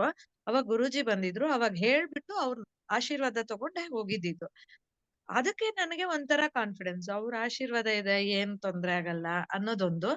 ಜೊತೆಗೆ ಟೀಚಿಂಗ್ಸ್ ಇತ್ತಲ್ಲ AVSC ಸೆಷನ್ದು, ಅದರಿಂದ ಸಖತ್ ಹೆಲ್ಪ್ ಆಯ್ತು ನಿಮ್ಗೆ. ಸೊ ಅದಕ್ಕೆ ನೋಡಿ ನಾನು ನೋಟ್ಸ್ ಬರೆಯಕ್ ಶುರು ಮಾಡ್ಬಿಟ್ಟೆ. ಯಾವ್ದ್ ಹೆಂಗಾದ್ರೂ ಇಟ್ಕೊಳ್ಳಿ ಅಂತ. ಅಲ್ಲ, ಊಟ ಮಾಡಕ್ ಟೈಮ್ ಇರುತ್ತೆ, ನೋಟ್ಸ್ ಬರೆಯಕ್ ಟೈಮ್ ಇರಲ್ಲ, ಮಲ್ಕೊಳಕ್ ಟೈಮ್ ಇರುತ್ತೆ, ಹಂಗ ಅನ್ಕೊಂಡೆ. ನೋಡೋಣ, ಅಕಸ್ಮಾತ್ ಆ ಕ್ಲಾಸ್ ಟೈಮ್ಗೆ ಬೇರೆ ಸೆಷನ್ ಸಿಕ್ಕಿದ್ರೆ ಬೇಕಾದ್ರೆ ಒಂದ್ 15 ನಿಮಿಷ ಹೋದ್ರೆ ಹೋಗುತ್ತೆ. ಇಲ್ಲ ಅಂದ್ರೆ ನಾನ್ ಪ್ರಿಪೇರ್ ಆಗೋದಾಗಿರೋಣ ಅಂತ ಅನ್ಕೊಳ್ಳೋಷ್ಟ್ರಲ್ಲಿ ಯೂನಿವರ್ಸ್ ಸಪೋರ್ಟ್ ಮಾಡ್ತು ನೋಡಿ. ನೀವು ನಮ್ಗೆಲ್ಲಾ ಸ್ಫೂರ್ತಿ ರಜಿತಾ. ಹಂಗೆ ನಿಜವಾಗ್ಲು ಇಷ್ಟು ಚಿಕ್ಕ ವಯಸ್ಸಿಗೆ ನೀವು ಈ ರೀತಿ ಅದ್ರಲ್ಲಿ ಆಸಕ್ತಿ ಬಂದು ಅದನ್ನ ತೀವ್ರವಾಗಿ ತಗೊಂಡು ಮಾಡ್ತಾ ಇದ್ದೀರಲ್ಲ, ನಿಜವಾಗ್ಲು ಬಹಳ ಸಂತೋಷ. ಇಲ್ಲ, ಒಂಚೂರು ನೆಗ್ಲೆಕ್ಟ್ ಮಾಡಿದ್ನೇನೋ ಆ ಟೆಕ್ನಿಕಲ್ದು ಅದು ಇದು ಅಂತ. ಮತ್ ಕಾಶ್ಮೀರ್ದ್ ಇನ್ಸಿಡೆಂಟ್ ಅಂತೂ ಪಾಠ ಕಲ್ಸ್ಬಿಡ್ತು ಮೇಡಮ್. ಇಲ್ಲ ಇಲ್ಲ ನಿನ್ನ ಕಾಪಾಡಿದ್ದೆ ಈ ಕ್ಲಾಸಸ್, ಹೋಗು ಹೋಗು ಅಂತ ಮತ್ತೆ ಆ ಡಿಸಿಪ್ಲಿನ್ ಬಂದೆ. ಇರತ್ತೆ ಅಲ್ವಾ ಮೇಡಮ್, ಏನೋ ಒಂದೊಂದ್ ಕಾರಣ ಹೇಳ್ಬಿಡ್ತೀವಿ, ತಮೋಗುಣ ಅಥವಾ ಟೈಮ್ ಮೇಂಟೈನ್ ಮಾಡ್ಕೊಳ್ಳೋದು ಒಂದೊಂದ್ಸಲ ಗೊತ್ತಾಗಲ್ಲ ಅಲ್ವಾ. ಅದು ಆತರ ಆಯ್ತು. ಸದ್ಯ ಬಂದ್ನಲ್ಲ ಅಂತ ನನ್ ಖುಷಿ. ಸದ್ಯ ಗುರುಗಳ ಆಶೀರ್ವಾದದಿಂದ ಹಿಂಗೆ ಆವಾಗ ಆವಾಗ ಅಲ್ಲಲ್ಲಿ ಒಂಚೂರು ಟೈಮ್ ಮಾಡ್ಕೊಂಡು ಮಾಡ್ಬೇಕು ಮೇಡಮ್, ಇಲ್ಲ ಇಲ್ಲ ಅಂದ್ರೆ ಈ ಕಷ್ಟ. ಕ್ಲಾಸ್ ಇಷ್ಟ ಇರಲ್ಲ. ಯಾವಾಗ ಮಂಗಳವಾರ ಬರುತ್ತೆ ಅಂತ ನೋಡೋದು. ಏನಾದ್ರೂ ಮಂಗಳವಾರ ಕೆಲ್ಸ ಬಂದ್ರೆ ಬೇಜಾರೆ, ಯಾಕಪ್ಪ ಮಂಗಳವಾರನೇ ಈ ತರ ಆಗಿದೆ ಅಂತ. ಕ್ಲಾಸ್ ಮಿಸ್ ಮಾಡ್ಕೊಳಕ್ಕೆ ಬೇಜಾರು. ಹೌದು ಮೇಡಮ್, ಹೌದು. ಚೆನ್ನಾಗಿತ್ತು. ಸಾರಿ ಮೇಡಮ್, ಕಂಟಿನ್ಯೂ ಮಾಡಿ. ಕಲ್ಪನಾ ಮೇಡಮ್, ಸಾರಿ. ರಜಿತಾ, ನೀನು ನಿಜವಾಗ್ಲೂ ಅಪ್ರಿಶಿಯೇಟ್ ಮಾಡ್ಬೇಕು, ನಿನ್ನಿಂದ ತುಂಬಾ ಕಲಿಯೋದು. ಚಿಕ್ಕ ಚಿಕ್ಕ ಮಕ್ಳು, ಶಾಲೆಗೆ ಹೋಗೋ ಮಕ್ಳು, ಈ ಕ್ಲಾಸು, AI ಕ್ಲಾಸು ಮಾಡ್ತಿರ್ತೀಯ, ಕನ್ನಡ ಮಾಡ್ತಿರ್ತೀಯ, ನಿಜವಾಗ್ಲೂ ಅದೃಷ್ಟವಂತರು ಖಂಡಿತ ಇದೆ. ನಾನು ಅಷ್ಟೇ ಮೇಡಮ್, ಈಗ ನೋಟ್ಸ್ ಇವತ್ತು ಮುಗಿಯುತ್ತಾ, ಇವತ್ತು ರಾತ್ರಿನೇ ಫಸ್ಟ್ ಬರ್ದಿಟ್ಬಿಟ್ಟಿರ್ತೀನಿ. ಅಕಸ್ಮಾತ್ ಆ ಕೆಲ್ಸ ಈ ಕೆಲ್ಸ ಅಂದ್ರೆ ಇಟ್ಕೊಂಡ್ರೆ ಕಣ್ಣಿಗೆ ಬರುತ್ತೆ, ಮುಂದೆ ಕಣ್ಣಿಗೆ ಇಟ್ಕೊಂಡ್ರೆ ಇದು ಅವತ್ತೇ ಬರ್ದ್ಬಿಟ್ಟಿದೀನಿ ಮೇಡಮ್ 46. ಅದಕ್ಕೆ ಎಲ್ಲಿ ನಿಲ್ಲಿಸ್ತೆ ಅಂದ್ರೆ 46 ಅದ್ರಲ್ಲ ಸದ್ಯ ರೆಡಿ ಇದೆ, ಹಂಗೆ ಕೂತ್ಕೊಂಡೆ. ಇಲ್ಲಾಂದ್ರೆ ಒಂಥರ ಅಳ್ಕಾಗ್ಬಿಡುತ್ತೆ. ಕ್ವಶನ್ ಸುಮ್ನೆ ಕ್ಯೂ ಅಂತ ಹಾಕೊಂಡಿರ್ತೀನಿ, ಒಂದು ಗೆರೆ ಹಾಕೊಂಡು ಅದ್ರಲ್ಲಿ ರಜಿತಾ, ಒಳ್ಳೆ ಎಕ್ಸ್ಪೀರಿಯನ್ಸ್ ನಿಂದು ಅಲ್ವಾ? ಹೌದು ಮೇಡಮ್, ಹೌದು. ನಿಜವಾಗ್ಲು ಅದಕ್ಕೆ ನಾನು ಮತ್ತೆ ನೋಡಿ ಅಲ್ಲಿಂದ ಗುರೂಜಿ ಹತ್ರದಿಂದ ಬಂದಿದ ತಕ್ಷಣ ನಾನ್ ಬರೆಯಕ್ 3 ದಿನದಿಂದ ನೋಟ್ಸ್ ಬರೆಯಕ್ ಶುರು ಮಾಡ್ದೆ. AVSC ಕ್ಲಾಸ್ ಅಟೆಂಡ್ ಮಾಡ್ಬೇಕಪ್ಪ, ಇಲ್ಲ ಅಂದ್ರೆ ಇನ್ನೂ ಒಳಗ್ ಹೋಗ್ಬೇಕಲ್ವಾ ಅದು. ಇನ್ನೂ ನಾನೆಂಬುದು ನಾನಲ್ಲ, ದೇಹ ಮನಬುದ್ಧಿ ನಾನಲ್ಲ, ಸಚ್ಚಿದಾನಂದ ಆತ್ಮ ಶಿವನಾನು ನಾನೇ ಅನ್ನೋದು ಎಷ್ಟು ಡೀಪ್ ಆಗಿ ಸಿಂಕ್ ಆಗತ್ತೋ ಅಷ್ಟು ಬ್ಲಿಸ್ ಅಲ್ಲಿ ಇರ್ತೀವಿ ನಾವ್ ಅವಾಗ. ಪ್ರತಿ ಸೆಕೆಂಡು ಬ್ಲಿಸ್ ಅಲ್ಲಿ ಇರ್ತೀವಿ. ಸೊ ಅದನ್ನ ಎಕ್ಸ್ಪೀರಿಯನ್ಸ್ ಆಗೋದಿಕ್ಕೆ ನಮ್ಗೆ AVSC ಕ್ಲಾಸ್ ಒಂದೇ ದಾರಿ, ಇಲ್ಲ ಅಂದ್ರೆ ಅದು ಕಷ್ಟ ಅಂತ ನನ್ಗೆ ಅನ್ನಿಸ್ತು. ಆ ಎಕ್ಸ್ಪೀರಿಯನ್ಸ್ ಬಂದಾಗ್ಲೇ ಗೊತ್ತಾಗತ್ತೆ. ಓ ಇದಕ್ಕೆ ಗುರುಜಿ ಹೇಳೋದು ಕ್ಲಾಸ್ ಅಟೆಂಡ್ ಮಾಡಿ ಅಂತ. ಆಮೇಲೆ ಅದೇ ಡಿಸಿಪ್ಲಿನ್ ತರೋದಕ್ಕೆ ಒಂದೊಂದ್ ಏಟು ಕೊಡ್ತಾ ಇರ್ತಾರ ಅವಾಗ ಅವಾಗ ಅನ್ನೋ ತರ ಇದು ನಮ್ಗೆ ಎಕ್ಸ್ಪೀರಿಯನ್ಸ್.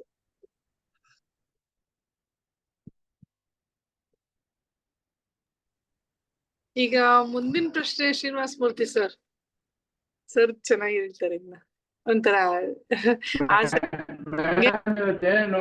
ನೋಟ್ಸ್ ರೆಡಿ ಮಾಡಿಲ್ಲ ಇವತ್ತು. ಜಸ್ಟ್ ಇವತ್ತು ಕೇಳ್ತೀನಿ, ನೋಟ್ಸ್ ರೆಡಿ ಮಾಡಿಲ್ಲ. ಲಂಚ್ದಾಗ ಕೇಳಿ ರೆಡಿ ಮಾಡಿದ್ದಾರೆ ಸರ್. ನೀವು ನಿರರ್ಗಳವಾಗಿ ಚೆನ್ನಾಗಿ ನೀವು ನೋಟ್ಸ್ ಪ್ರಿಪೇರ್ ಮಾಡಲಿಲ್ಲ. ಸಂಸಾರಕ್ಕೆ ಕಾರಣ ಆಗುತ್ತೆ. ಕಲ್ಪನೆ, ನಿಮ್ದೇನೋ ವಾಯ್ಸ್ ಬ್ರೇಕ್ ಆಗ್ತಾ ಇದೆ, ಏನೋ ಲೋ ನೆಟ್ವರ್ಕ್ ಅಂತ ಬರ್ತಾ ಇದೆ. Network band width is low ಅಂತ.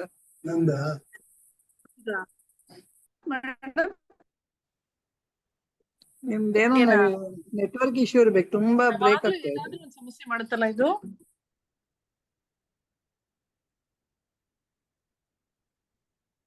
ಈ ಕೇಳಿಸುತ್ತಾ ಮೇಡಮ್? ಕೇಳಿಸ್ತಾ ಇದೆ, ಹೇಳಿ. ಈಗ ಕೇಳಿಸ್ತಾ ಇದೆ. ಸರ್ದು ಯಾವಾಗ್ಲೂ ಒಳ್ಳೆ ತುಂಬಾ ಹ್ಯೂಮರಸ್ ಆಗಿ ಇದ್ರು ಸಹ ಆನ್ಸರ್ಸ್, ತಮಾಷೆ ಬೆರೆಸಿದ್ರು ಸಹ ಸೀರಿಯಸ್ ಮೆಸೇಜ್ ಕೊಡ್ತಾರೆ ಸರ್. ಅಲ್ಲ, ನೀವು ನೋಟ್ಸ್ ಪ್ರಿಪೇರ್ ಮಾಡೋದು ನೋಡಿ ನಾನು ಇವತ್ತಿಂದ ಮಾಡ್ಬೇಕು ಅಂತಿದ್ದೀನಿ. ಯಾಕೆಂದ್ರೆ ಸುಮ್ನೆ ಒಂದ್ಸರಿ ಕೇಳ್ಬಿಟ್ಟು ಹೇಳಿದ್ರಾಯ್ತು ಅನ್ಕೊಂಡ್ರೆ ಅದೆಲ್ಲ ಮರ್ತೋಗುತ್ತೆ, ಏನೋ ಒಂದು ಇದಾಗಿ ಹೇಳೋಂಗ ಆಗ್ಬಿಡುತ್ತೆ. ಈಗ ರಜಿತ್ ಅವ್ರು ಬೇರೆ ಎಕ್ಸ್ಪೀರಿಯನ್ಸ್ ಹೇಳಿದ್ರು. ಈಗ ಅದರಿಂದ ಎಲ್ಲ ಇನ್ನ ಮನೋಧೈರ್ಯ ಜಾಸ್ತಿ ಆಗ್ಬೇಕು ಅಲ್ವಾ? ಎಲ್ಲ ಮನಸ್ಸಿನ ಆಟ ತಾನೆ.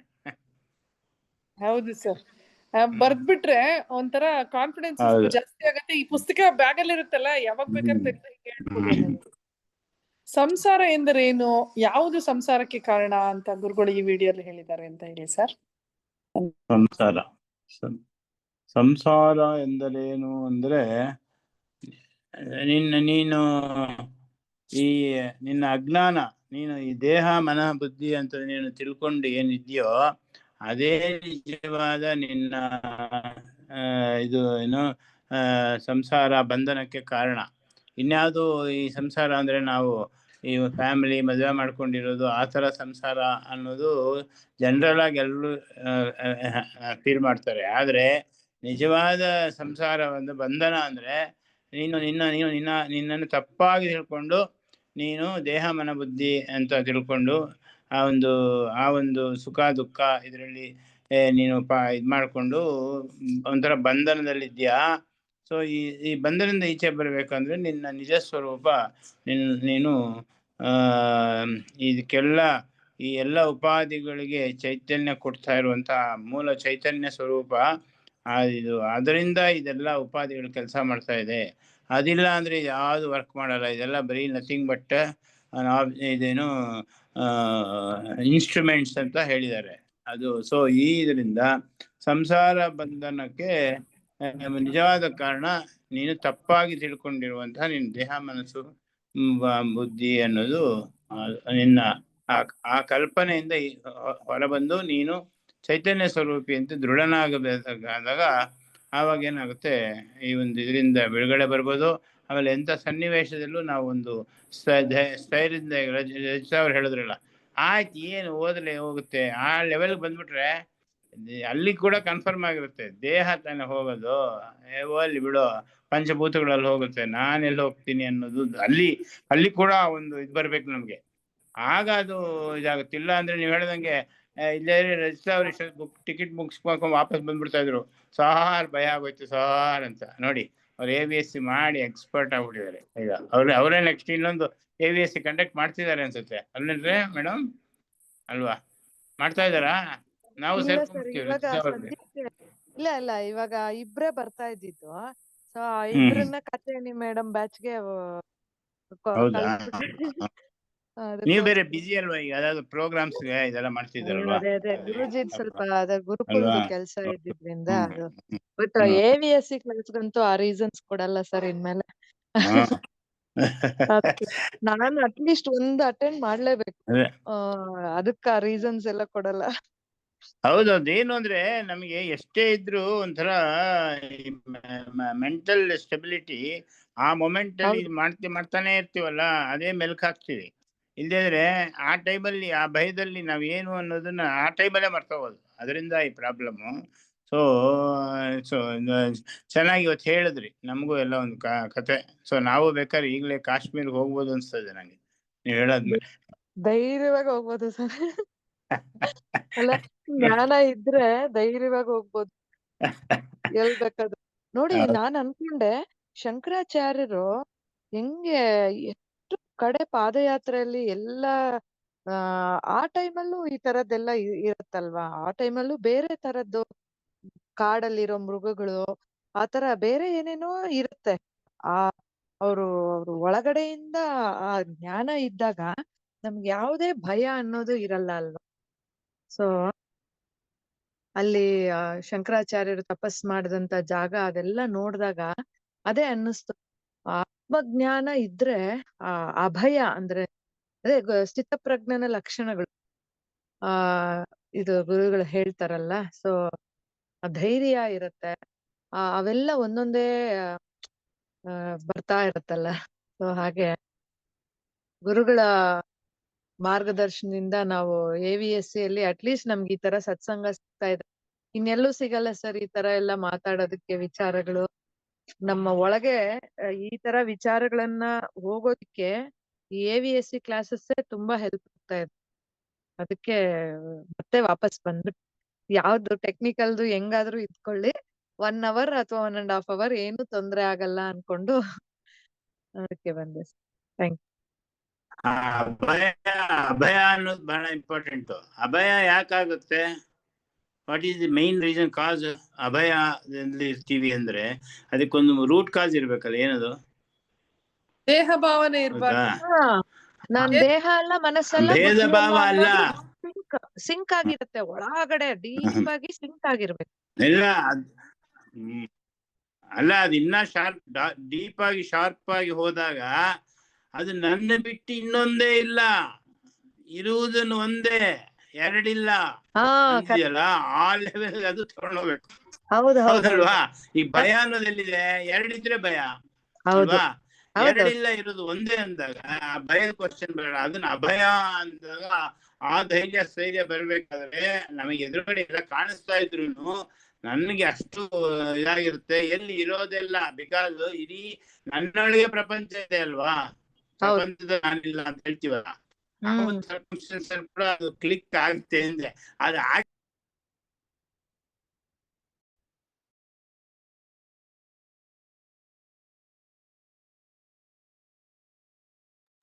ವಾಯ್ಸ್ ಕೇಳಿಸ್ತಾ ಇಲ್ಲ ಸರ್.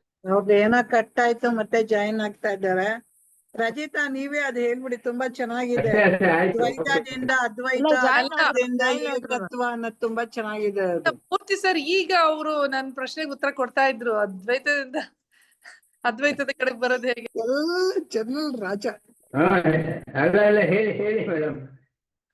ಅಲ್ಲ ಈ ಅಷ್ಟೇ. ಇವಾಗ ನನಗೆ ಅದು ಇವಾಗ ಕೇಳಿ ಆಯ್ತು. ಅಭಯ ಅಂತ ಅಲ್ಲಿ ಯಾವುದು ಎರಡಿಲ್ಲ ಇರುವುದು ಒಂದೇ ಅಂತ ನಮಗೆ ಮನವರಿಕೆ ಆದಾಗ ಆಗ ಆ ಒಂದು ಸ್ಥೈರ್ಯ ಧೈರ್ಯ ಬರುತ್ತೆ ಅಂತ ಅನ್ನಿಸ್ತು. ಇನ್ನು ಮಿಕ್ಕಿದೆಲ್ಲ ನಾವು ಅಷ್ಟೊಂದು ನೋಟ್ಸ್ ರೆಡಿ ಮಾಡಿಲ್ಲ ಮೇಡಮ್. ರಜಿತಾ ಅವರೇ ಹೇಳ್ತಾರೆ, ನೆಕ್ಸ್ಟ್ ಟೈಮ್ ನೋಟ್ಸ್ ರೆಡಿ ಮಾಡಿ ನಾವು ಕೂತ್ಕೊಳ್ತೀವಿ. Thank you.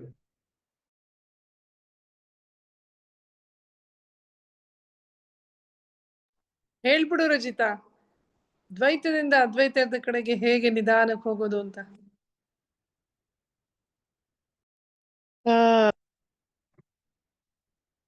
ಅದೇ ಇದು ಅಹಂಕಾರ ನಮಗೆ ಯಾವಾಗ ಶುದ್ಧ ಆಗುತ್ತೋ ಆಗ ನಮಗೆ ಅಹಂಕಾರ, ಪರಿಶುದ್ಧವಾದ ಅಹಂಕಾರ ಜ್ಞಾನಿಯಲ್ಲಿ ನಮಗೆ ನಾನು ಆತ್ಮ ಸ್ವರೂಪಿ ಅನ್ನೋದು ಒಳಗಡೆ ಇಳಿತಾ ಇಳಿತಾ ನಮಗೆ ಅದ್ವೈತ ಸ್ಥಿತಿಗೆ ಬರ್ತೀವಿ. ಸೊ ಹಾಗಾಗಿ ನಾವು ದ್ವೈತದಿಂದ ಅದ್ವೈತದ ಕಡೆಗೆ ಹೋಗೋದಕ್ಕೆ ಸುಲಭ ಆಗುತ್ತೆ. ಇನ್ನೇನಾದ್ರೂ ಮಿಸ್ ಮಾಡಿದೀನೋ ಏನೋ ಗೊತ್ತಿಲ್ಲ ಮೇಡಮ್ ನನಗೆ. ನೆಕ್ಸ್ಟ್ ನಾನು ಮೋಕ್ಷ ಸಿಕ್ತೋ ಇಲ್ವೋ ಅಂತ ತಿಳಿಯೋದು ಹೇಗೆ ಅನ್ನೋದು ಏನೋ ಬರ್ಕೊಂಡಿದ್ದೀನಿ. ಅಲ್ಲ, ಇದ್ರಲ್ಲಿ ಮನೋಲಯ ಅದ್ರ ಬಗ್ಗೆ ಹೇಳ್ತಾರೆ. ಮನೋಲಯ ಹೇಗ್ ಮಾಡ್ಕೋಬಹುದು, ಮನೋಲಯ ಹೇಗ್ ಮಾಡ್ತೀಯಾ, ಮನೋನಾಶ ಹಾಗೆ ಹೇಗ್ ಮಾಡ್ತೀಯಾ ಅಂತ, ಮನಸ್ಸನ್ನ ಚಿತ್ರೀಕರಣ ಅದು ಹೇಗ್ ಮಾಡೋದು ಅಂತ ಹಂಗ್ ಮಾಡ್ತಾ ಮಾಡ್ತಾ ಮಾಡ್ತಾ ಮಾಡ್ತಾ ದ್ವೈತ ಭಾವನೆ ಸಂಸಾರಕ್ಕೆ ಕಾರಣ. ಹಾ, ಓಕೆ ಓಕೆ. ಅದೇ ದ್ವೈತ ನಾವ್ ಅದ್ವೈತಕ್ಕೆ ಹೋಗ್ಬೇಕಾದ್ರೆ ನಾವ್ ಕರ್ಮಯೋಗ, ಉಪಾಸನೆ ಇದೆಲ್ಲ ಮಾಡ್ಬೇಕು. ಅವಾಗ ಮನಸ್ ಲಯ, ಕ್ಷಣ ಕಾಲ ಲಯ. ಅದೇ ಮೇಡಮ್, ಇನ್ನೊಂಚೂರು ನೀವ್ ಹೇಳ್ದಂಗೆ ಕರ್ಮಯೋಗ ಅಂದ್ರೆ ಅಲ್ಲಿ ಒಂದೇ ಥಾಟ್ಗೋಸ್ಕರ ನಾವು ಮಾಡ್ತಾ ಇರ್ತೀವಿ. ನಿಷ್ಕಾಮ ಕರ್ಮ ಅಂದ್ರೆ see God in every. Guruji ಮೊನ್ನೆ ಇದರಲ್ಲಿ ಕಳಿಸ್ತಾ ಇದ್ರಲ್ಲ, ದೇವ್ರಿಗೋಸ್ಕರ ನೀನ್ ಎಲ್ಲಾ ಮಾಡು. ಆತರ many thoughts to one thought, ಆಮೇಲೆ one thought to no thought, ಅದು ಮನೋಲಯ. ಸೊ ಆತರ ಮಾಡ್ತಾ ಮಾಡ್ತಾ ನಾವು ಅದ್ವೈತದ ಸ್ಥಿತಿಗೆ ಹೋಗೋದಕ್ಕೆ ಸುಲಭ ಆಗುತ್ತೆ.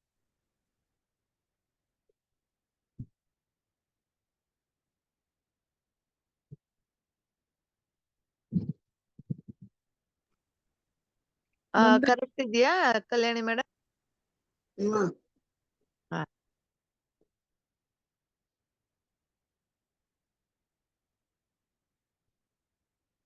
ಓಕೆ, ಮುಂದಿನ ಪ್ರಶ್ನೆಗೆ ಹೋಗೋದಾದ್ರೆ ಮತ್ತೆ ಗುರುಗಳು ಅದನ್ನೇ ಹೇಳ್ತಾ ಇದ್ದಾರೆ. ಅಜ್ಞಾನಿಗೂ ಜ್ಞಾನಿಗೂ ವ್ಯತ್ಯಾಸ ಏನು ಅಂತ ಹೇಳ್ತಾರೆ. ನಾವ್ ಇದನ್ನೆಲ್ಲ ಮತ್ತೆ ಮುಂಚೆ ಹೇಳಿದ್ವಿ, ಮತ್ತೊಂದ್ಸರಿ ರಿಪೀಟ್ ಮಾಡೋದಾದ್ರೆ ಕಲ್ಯಾಣಿ ಮೇಡಮ್ ಮಾಡ್ತೀರಾ? Next Uma madam.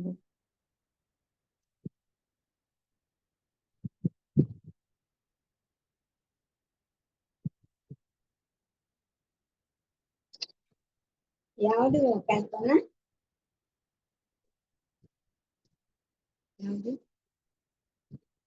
ಅಜ್ಞಾನಿಗೂ ಜ್ಞಾನಿಗೂ ವ್ಯತ್ಯಾಸ ಏನು ಅಂತ ಒಂದು ಚಾರ್ಟ್ ಹಾಕೊಂಡು, ಇವನಿಗೆ ಏನೇನಿದೆ, ಆತ್ಮ ಇದೆ, ಅವನಿಗೆ ಆತ್ಮ ಇಲ್ಲ, ದೇಹ ಮನ್ಸು ಭಾವ, ಒಂದು ಚಾರ್ಟ್ ಹಾಕಿ ಹೇಳಿದಾರೆ ಗುರುಗಳು. ನೋಡಿ, ರಿಪೀಟ್ ಆಗಿದೆ,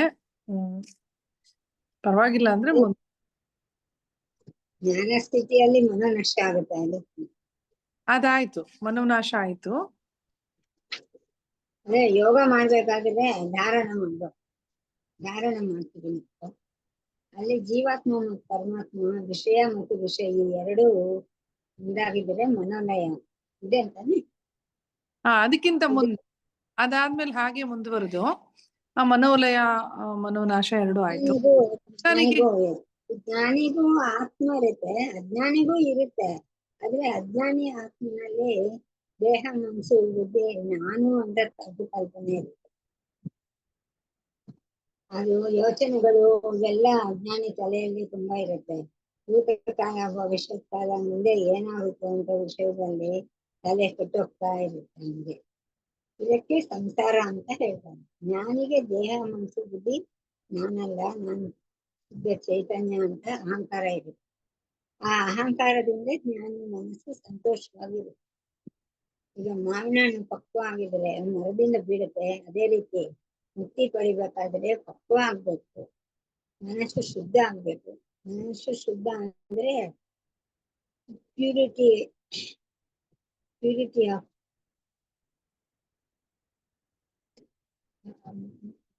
ಪ್ಯೂರಿಟಿ ಅಂತ ಬೇಕಾದ್ರೆ ಕರ್ಮಯೋಗ, ಹಠಯೋಗ, ಭಕ್ತಿ ಯೋಗ, ಕ್ರಿಯಾಯೋಗ ಮೂಲಕ ಆಗುತ್ತೆ. ಆಮೇಲೆ ಕ್ಲಾರಿಟಿ, ನಾನು ಯಾರು ಅಂತ ವಿಚಾರ ಮಾಡ್ಬೇಕು. ಆತ್ಮಜ್ಞಾನ ನಿಧಿಧ್ಯಾಸ ಮಾಡ್ಬೇಕು. ಆವಾಗ ಜ್ಞಾನ ನಿಷ್ಠ ಆಗ್ತಾನೆ, ಆತ್ಮಜ್ಞಾನಿ ಆಗ್ತಾನೆ. ಸಹಜ ಸಮಾಧಿಯಲ್ಲಿ ನಿಲ್ತಾನೆ. ಬ್ರಹ್ಮವಿದ್ವರೇಣ್ಯ, ಬ್ರಹ್ಮವಿದ್ ಅಂತ 4 ರೀತಿಯ ಜ್ಞಾನಿಗಳು ಇದ್ದಾರೆ. ಹೇಳ್ಬೇಕಾ? ಅದನ್ನ ಉಮಾ ಮೇಡಮ್ ಕೇಳ್ತೀನಿ. ಮೇಡಮ್ ಕಲ್ಯಾಣಿ ಮೇಡಮ್,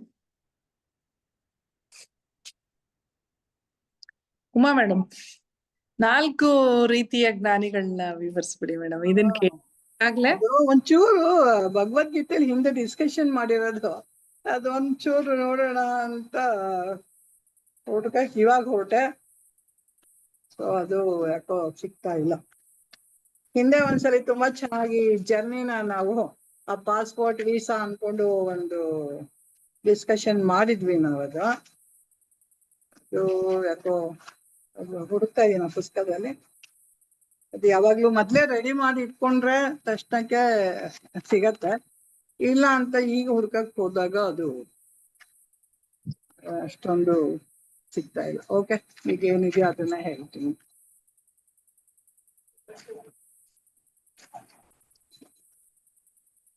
ಅದು ತುಂಬಾ ಚೆನ್ನಾಗಿತ್ತು, ಅದು ಜರ್ನಿ. ಅದು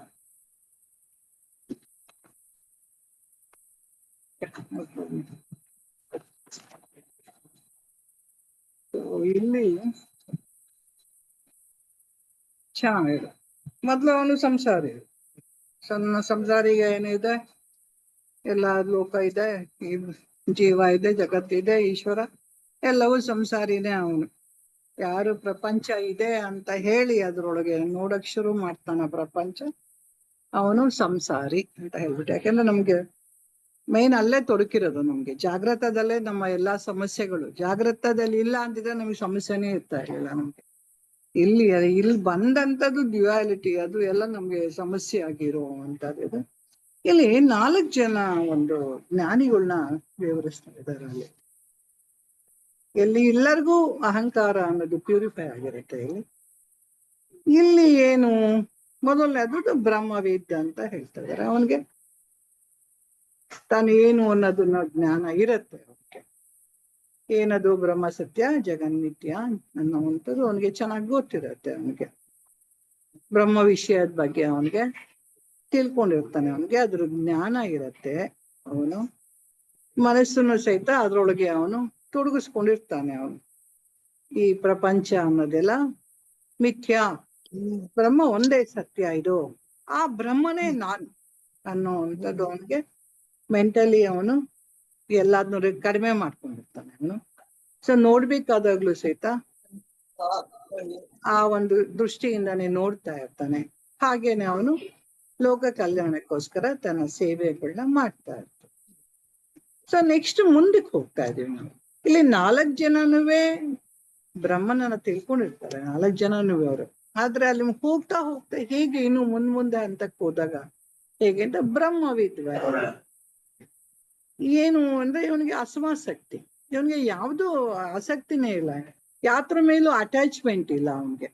ಸೊ ಇವನು ದೇಹಕ್ಕೆ ಆಹಾರಕ್ಕೆ ಎಷ್ಟ್ ಬೇಕೋ ಅಷ್ಟೇ ಮಾತ್ರ ಸ್ವೀಕಾರ ಮಾಡ್ತಾ ಇರ್ತಾನೆ.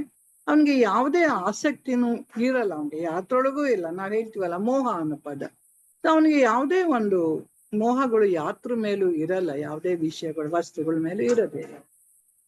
ಸೊ ಇಲ್ಲಿ ಏನಾಗ್ತಾ ಇದೆ, ಅವನಿಗೆ ತನ್ನ ಮೆಂಟಲ್ ಏನು ನಾವು ಆಲೋಚನೆಗಳು ಅವೆಲ್ಲ ಅವನಿಗೆ ಭಾವನೆಗಳು ಆಲೋಚನೆಗಳು ಕಡಿಮೆ ಆಗಿರುತ್ತೆ ಅವನಿಗೆ.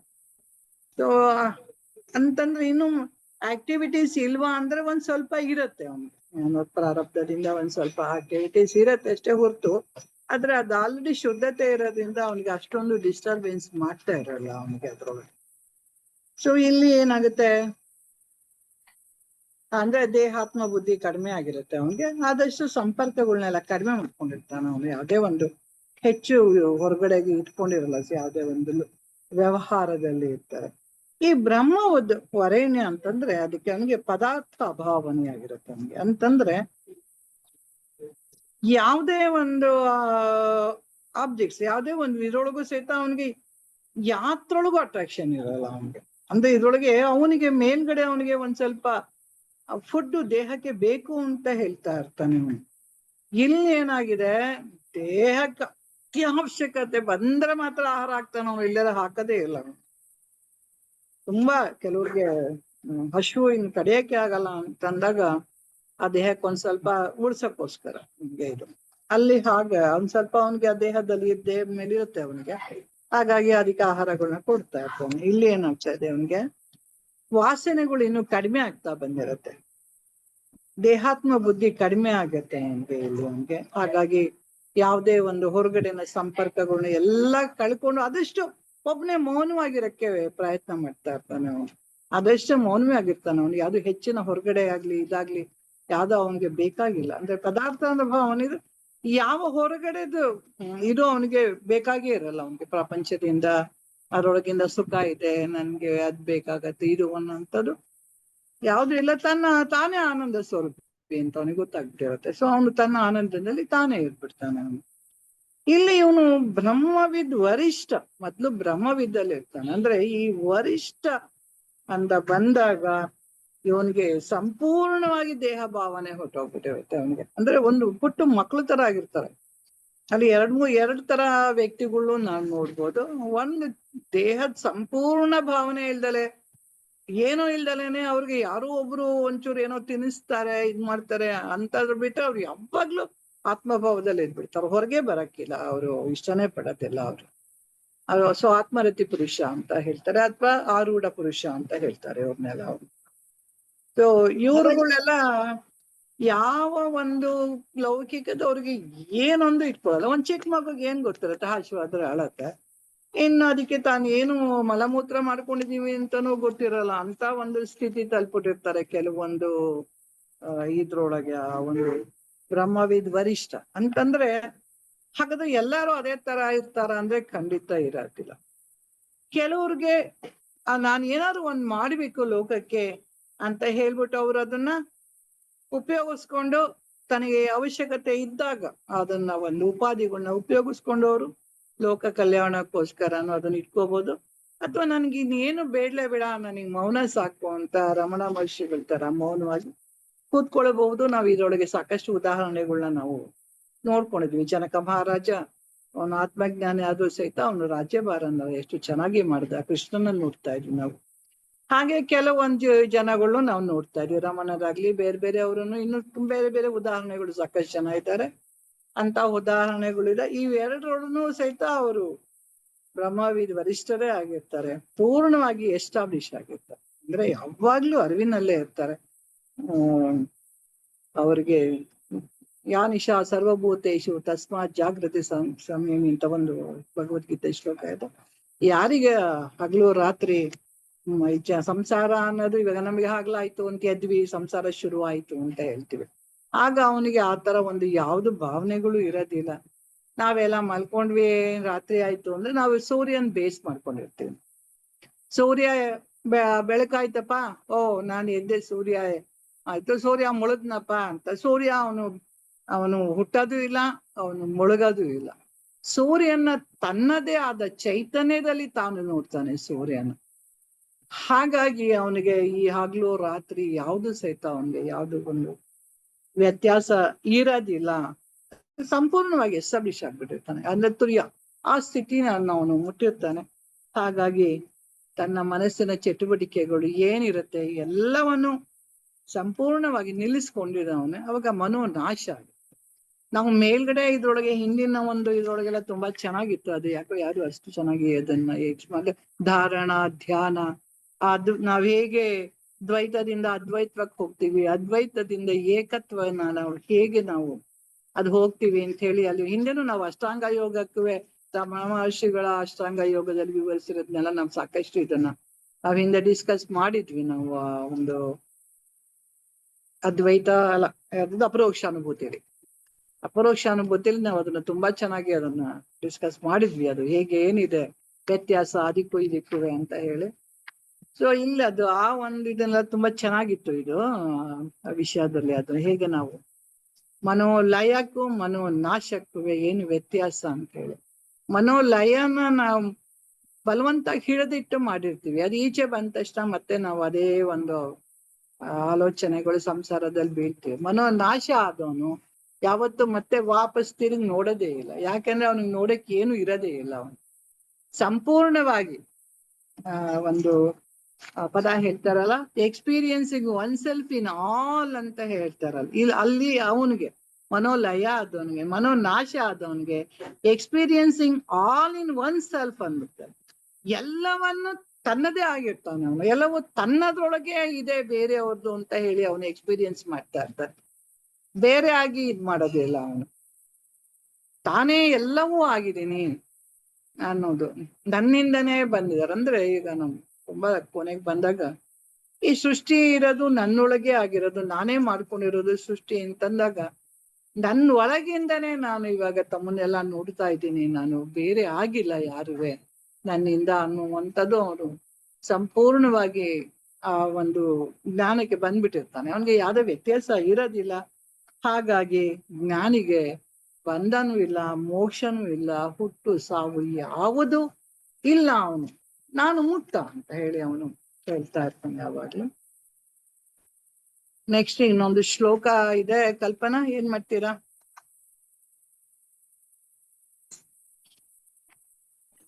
ಹೇಳ್ಬಿಡಿ ಮೇಡಮ್. ಅದನ್ನ ಹೇಳಿ ಮುಗಿಸ್ಬಿಡ್ಲಾ? ಹೇಳ್ಬಿಡಿ ಮೇಡಮ್, ಹೇಳ್ಬಿಡಿ ಮುಗಿಸ್ಬಿಡಿ. ಸ್ವಲ್ಪ ಟೈಮ್ ಆಗತ್ತೆ ಅನ್ಸುತ್ತೆ, ಅಲ್ಲಿ ಒಂದು ಸಣ್ಣದೇನೋ ಅಂತಿತ್ತು. ಓಕೆ, ಇಲ್ಲಿ ನಮ್ಗೆ ಮತ್ತೆ ಈ ಸಂಸಾರ ವಾಸನೆ ಇದ್ರೆ ಅವನ್ನ ಏನಂತ ಕರಿತೀವಿ ಅನ್ನುವಂಥದ್ದು ಒಂದು ಶ್ಲೋಕದಲ್ಲಿ ನಮ್ಗೆ ಅದನ್ನ ವಿವರಿಸ್ತಾ ಇದ್ದಾರೆ. ವಿಜ್ಞಾತ ಬ್ರಹ್ಮ ತತ್ವಸ್ಯ ಯಥಾ ಪೂರ್ವಂ ನ ಸಂಸ್ಕೃತಿ ಅಸ್ತಿ ಚೇನ್ನ ವಿಜ್ಞಾತ ಬ್ರಹ್ಮ ಭಾವೋ ಬಹಿರ್ಮುಖ ಅಂತ ಹೇಳಿ ತುಂಬಾ ಚೆನ್ನಾಗಿ ಹೇಳ್ತಾ ಇದ್ದಾರೆ. ಯಾರಿಗೆ ಸಂಸಾರ ಇದೆ, ಈ ಬ್ರಹ್ಮ ತತ್ವವನ್ನ ಯಾರು ತಿಳ್ಕೊಂಡಿರ್ತಾನೆ ಅವನಿಗೆ ಈ ತಿಳ್ಕೊಳಕ್ ಮುಂಚೆ ಇದ್ದಂತ ಸಂಸಾರ ಬಂಧನ ಅವನ್ಗೆ ಇರೋದಿಲ್ಲ. ಅವನ್ಗೆ ಹಿಂದಿನಂತೆ ಸಂಸಾರ ವಾಸನೆ ಇದ್ರೆ, ಯಾರಿಗೆ ಸಂಸಾರ ಎರಡು ಕ್ಲಿಯರ್ ಆಗಿ ಹೇಳ್ತಾ ಇದ್ದಾರೆ ಇಲ್ಲಿ. ಯಾರಿಗೆ ಸಂಸಾರ ವಾಸನೆ ಇದೆ ಅಂತಂದ್ರೆ ಅವನು ಬ್ರಹ್ಮ ತತ್ವವನ್ನು ಅರಿತವನಾಗಿರೋದಿಲ್ಲ, ಬಹಿರ್ಮುಖನೇ ಆಗಿರ್ತಾನೆ. ಯಾರಿಗೆ ಸಂಸಾರ ವಾಸನೆ ಸಂಪೂರ್ಣವಾಗಿ ಹೋಗಿರುತ್ತೆ ಅವನು ಮನೋನಾಶ ಆಗಿರುತ್ತೆ, ಅವನಿಗೆ ಯಾವ ಬಂಧನಗಳು ಇಲ್ಲ ಅನ್ನೋದು ಇದನ್ನ ನಮ್ಗೆ ತುಂಬಾ ಚೆನ್ನಾಗಿ ಇದನ್ನ ತಿಳಿಸ್ಕೊಡ್ತಾ ಇದ್ದಾರೆ. ಯಾರು ಅವನು ಆಗಿದ್ರೆ, ನಾನು ಸಾಕ್ಷಿ, ನಾನು ಅಹಂ ಬ್ರಹ್ಮಾಸ್ಮಿ ಅಂತ ಹೇಳಿ ಅದರೊಳಗೆ ತುಂಬಾ ಚೆನ್ನಾಗಿ ಹೇಳ್ತಾ ಇದ್ದಾರೆ. ಅದರೊಳಗೆ ಒಂದು ಸಣ್ಣದು ಒಂದು ಕಥೆನ ನನ್ಗೆ ಹಿಂದೆ ಕೇಳಿರೋ ಒಂದು ಜ್ಞಾಪಕ. ಒಬ್ಬ ವ್ಯಕ್ತಿ ಹೀಗೆ ಅವನು ಸಂಸಾರಿ ಇರ್ತಾನೆ, ಯಾವುದೋ ಒಂದೆಲ್ಲ ಕೇಳ್ಕೊತಾನೆ, ಸೀದಾ ಏನ್ ಮಾಡ್ತಾನೆ, ಒಂದ್ ರಾತ್ರಿ ಹೋಗ್ಬಿಡ್ತಾನೆ. ಎಲ್ಲಿ ಹೋಗ್ತಾನೆ, ಅದು ಒಂದು ಹಿಮಾಲಯಕ್ಕೆ ಹೋಗ್ತಾನೆ. 20 ವರ್ಷ ನಂತರ ದೊಡ್ಡ ಜ್ಞಾನಿ ತರ ಆಗಿ ಸಾಕಷ್ಟು ಜನ ಭಕ್ತಾದಿಗಳನ್ನೆಲ್ಲ ಕೂಡ್ಕೊಂಡು ಎಲ್ಲಿಗೆ ಬರ್ತಾನೆ, ಅವನು ಅಲ್ಲಿ ಊರ್ ಬಿಟ್ಟು ಹೋಗಿರ್ತಾನ ಆ ಊರಿಗೆ ಬರ್ತಾನೆ. ಆ ಊರಿಗೆ ಬಂದಾಗ ಅವನು ಬಂದಿದ್ದಾನೆ ಅಂತ ಗೊತ್ತಾಗತ್ತೆ. ಆದ್ರೆ ಅವ್ರ ಹೆಂಡತಿಗೂ ಏನು ಗೊತ್ತಿಲ್ಲ, ಯಾರು ಗಡ್ಡ ಮುಚ್ಚ ಎಲ್ಲ ಬಿಟ್ಕೊಂಡು ಎಲ್ಲ ಮಾಡ್ಕೊಂಡು ಬದಲಾಗಿರ್ತಾನೆ. ಅವ್ರ ಮಗ ಇದ್ದವನು, ಅಮ್ಮ ಯಾರು ಒಬ್ರು ದೊಡ್ಡ ಜ್ಞಾನಿಗಳು ಬಂದಿದ್ದಾರೆ, ಬಾಮ್ಮ ಹೋಗಿ ನೋಡ್ಕೊಂಬರೋಣ ಅಂತ. ಆ ತಾಯಿ ಹೇಳ್ತಾಳೆ, ಬೇಡ ಮಗು, ನನ್ಗೇನ್ ಬೇಕಾಗಿಲ್ಲ ಅಂತ. ಇಲ್ಲ ಅಮ್ಮ ಬಾ, ತುಂಬಾ ದೊಡ್ಡ ಜ್ಞಾನಿ ಅಂತ ಹೇಳ್ತಾರೆ, ಸಾವಿರಾರು ಜನ ಭಕ್ತಾದಿಗಳಿದ್ದಾರೆ, ಅವ್ರಿಗೆ ದೊಡ್ಡ ಆಶ್ರಮ ಕಟ್ಕೊಂಡಿದ್ದಾರೆ, ಎಲ್ಲ ಇದೆ ಅಂತ ಹೇಳ್ಬಿಟ್ಟು ಮಗ ಹೇಳಿ ಕರ್ಕೊಂಡು ಹೋಗ್ತಾನೆ. ಕರ್ಕೊಂಡು ಹೋದಾಗ ಎಲ್ಲ ಆದ್ಮೇಲೆ ಈಗೇನು ನಮಸ್ಕಾರ ಮಾಡ್ತಾರೆ. ನಮಸ್ಕಾರ ಮಾಡಿದ ತಕ್ಷಣ, ನೀನ್ ನಾಗರತ್ನ ಅಲ್ವಾ, ನಾನು ಬಿಟ್ಟೋಗ್ಬೇಕಾದಾಗ ನೀನೊಂದ್ ಪ್ರೆಗ್ನೆಂಟ್ ಇದೆಯಲ್ಲ, ಏನ್ ಮಗು ಆಯ್ತು ಅಂತ ಹೇಳ್ಬಿಟ್ಟು ಕೇಳ್ತಾನೆ ಅವನು. ಏನ್ ಮಗು ಆಯ್ತು, ಏನ್ ಮಾಡ್ತಾ ಇದ್ದಾವೆ ಅಂತೆಲ್ಲ. ಆಗ ಅದನ್ನ ಕೇಳ್ಬೇಕಾದಾಗ ಅವ್ನು ಒಳಗಡೆ ಕರ್ಕೊಂಡೋಗಿ ಕೇಳ್ತಾನೆ, ಅಲ್ಲಿ ಯಾರು ಕೇಳಿರ. ಅದನ್ನ ಕೇಳಿದ ತಕ್ಷಣ ಹೆಂಡತಿ ಹೇಳ್ತಾಳೆ, 20 ವರ್ಷ ಆಯ್ತು ನಿನ್ಗೆ ಈ ಸಂಸಾರನೇ ಬಿಡಕ್ಕಾಗ್ಲಿಲ್ಲ, ನೀನೆಂತ ಜ್ಞಾನಿ ಅಯ್ಯ, ದೊಡ್ಡ ಮಠ ಕಟ್ಟಿದ್ಯಾ, ಆಶ್ರಮ ಮಾಡ್ಕೊಂಡಿದ್ಯಾ, ನೀನೆಂತ ಜ್ಞಾನಿ ಅದೇ, ನಿನಗೆ ಅದೇನು ಮರಿತೇ ಇಲ್ಲ, ನಿನ್ಗೆ ಆ ಸಂಸಾರ ವಾಸನೆಯನ್ನು ಇಟ್ಕೊಂಡಿದ್ಯಲ್ಲ, ನೀನ್ ಎಂತ ಜ್ಞಾನಿ ಅದ್ಯಪ್ಪ ಅಂತ ಅವಳು ಹೆಂಡತಿ ಕೇಳ್ತಾಳೆ. ಅವಾಗ ಅವನಿಗೆ ಅಂದ್ರೆ ಹೇಗೆ ವಾಸನೆ ಅದು ಹೇಗಿರತ್ತೆ ಅಂತ ಹೇಳಿ, ಆ ಸಂಸ್ಕಾರ ವಾಸನೆ ಇವನು ಸನ್ಯಾಸಾಗಿ ಮಠಾನಾರ ಕಟ್ಲಿ ಏನೋ ಮಾಡ್ಲಿ, ಪುಸ್ತಕಂತ ಹೆಂಗ್ ಎದ್ದು ಬಂತು ಅವಳು ನೋಡ್ ತಕ್ಷಣ, ನಾಗರತ್ನ ಅಲ್ವಾ ನೀನು ಅಂತ ಹೇಳಿ ಅದು ಅಷ್ಟಾಪ್ಕದೆ ನೋಡಿ. ಹೆಂಡತಿ ಬಿಟ್ಟು ಅದೇ ಪ್ರೆಗ್ನೆಂಟ್ ಇದ್ಲು ಅಂತೆಲ್ಲ ಹೇಳಿ. ಆದ್ರೆ ಬುದ್ಧನ್ ವಿಷಯ ಬಂದಾಗ ಈ ವಿಷಯ ಬರೋದೇ ಇಲ್ಲ ಈ ತರದ್ದು. ಬುದ್ಧ ಎನ್ಲೈಟೆಡ್ ಆದ್ಮೇಲೆ ಅವ್ನ ಹೆಂಡತಿ ನೋಡ್ದಾಗ, ಮಗನ್ ನೋಡ್ದಾಗ ಅವನಿಗೆ ಖಂಡಿತ ಅವನಿಗೆ ನನ್ನ ಹೆಂಡತಿ ಮಗ ಅನ್ನೋ ವಾಸನೆ ಇರೋದಿಲ್ಲ. ಆದ್ರೆ ಇಲ್ಲಿ ಇವನಿಗೆ ಆ ವಾಸನೆ ಹೋಗಿರಲ್ಲ. ಅವನು ಆ ವಿಷಯಕ್ಕೆ ಬಂದಾಗ ಯಾರಿಗೆ ಈ ವಾಸನೆ ಇರತ್ತೋ ಅವನು ಬ್ರಹ್ಮ ತತ್ವವನ್ನ ಅರ್ತಿಲ್ಲ ಅಂತ ಅರ್ಥ. ಹಂಗೆ ಅವನ ಮನಸ್ಸು ಯಾವಾಗ್ಲೂ ಬಹಿರ್ಮುಖವಾಗೇ ಇದೆ, ಅಂತರ್ಮುಖಕ್ಕೆ ಅವನು ತಿರ್ಗಿಲ್ಲ ಅನ್ನುವಂಥದ್ದು ಉದಾಹರಣೆ ಇದನ್ನ ತುಂಬಾ ಚೆನ್ನಾಗಿ ಕೊಟ್ಟಿದ್ದಾರೆ. ಸೊ ಹಾಗಾಗಿ ಸಂಸಾರ ಇದೆ ಅಂದ್ರೆ ಅವನಿಗೆ ಬಾಹ್ಯ ವಸ್ತುಗಳಲ್ಲಿ ಆನಂದ ಇರ್ಬೋದು, ಒಂದು ಹುಡುಕಾಟ ಇರುತ್ತೆ. ಎಲ್ಲ ಬಾಹ್ಯದ ಕಡೆ ಹೋದಾಗ ಮನಸ್ಸು ಇನ್ನೇನಿರುತ್ತೆ, ಸುಖ ದುಃಖ ಕಷ್ಟ ನೋವು ಎಲ್ಲ ಬರ್ತಾ ಇರುತ್ತೆ. ಆದ್ರೆ ಮುಕ್ತನಿಗೆ ಬಾಹ್ಯ ವಸ್ತುಗಳಲ್ಲಿ ಪ್ರಪಂಚದಲ್ಲಿ ಯಾವುದೇ ಸುಖ ಇಲ್ಲ, ಆನಂದನೇ ನಾನು ಹೊರಗಡೆ ಹುಡುಕುವಂಥದ್ದು ನನಗೇನು ಇಲ್ಲ ಅಂತ ಹೇಳಿ ತನ್ನೊಳಗಿನ ತಾನು ಆನಂದವನ್ನ ತಾನು ಅನುಭವಿಸ್ತಾನೆ. ಅದಕ್ಕೆ ಒಂದು ತುಂಬಾ ಚೆನ್ನಾಗಿರೋ ಒಂದು ಟಿವಿ ರಿಮೋಟ್ ಒಂದು ಉದಾಹರಣೆ ಕೊಟ್ಟಿದ್ದಾರೆ. ಅದು ಟಿವಿ ರಿಮೋಟ್ ನ ಆಫ್ ಅಂಡ್ ಆನ್ ಅಂದ್ರೆ ಒಂದು ಉದಾಹರಣೆ ಹೇಳ್ಬೇಕು ಅಂತಂದ್ರೆ, ನಾನು ಕಣ್ಬಿಟ್ರೆ ಪ್ರಪಂಚ ಬಟನ್ ಆನ್ ಮಾಡಿದ ತಕ್ಷಣ ಟಿವಿಲಿ ಬಣ್ಣದ ಪಿಕ್ಚರ್ ಮಾಡುತ್ತೆ. ಹಾಗೆ ನಾನು ಜಾಗೃತಾಗಿ ಬಂದ ತಕ್ಷಣ, ಸುಷುಪ್ತಿಯಿಂದ ಎದ್ದ ತಕ್ಷಣ ಜಾಗೃತಾಗಿ ಬಂದೆ, ಜಾಗೃತ ಬಂದ ತಕ್ಷಣ ಟಿವಿ ರಿಮೋಟ್ ಆನ್ ಆಯ್ತು, ಶುರು ಆಯ್ತು ಪ್ರಪಂಚ, ನನ್ ಜೊತೆ ಸಂಸಾರ ಶುರುವಾಯ್ತು. ಅದ್ರ ಜೊತೆಗೆ ಹಾಗೆ ಇದೆ. ಯಾವಾಗ ಅದು ಕ್ಲೋಸ್ ಆಗುತ್ತೆ ಆ ಸಂಸಾರ, ರಾತ್ರಿ ನಾನು ಮಲ್ಕೋತೀನಿ ನೋಡಿ. ಏವನ್ ಸ್ವಪ್ನದಲ್ಲೂ ಏನ್ ಹೋಗಿರಲ್ಲ, ಅಲ್ಲೂ ಇರುತ್ತೆ ಅದು.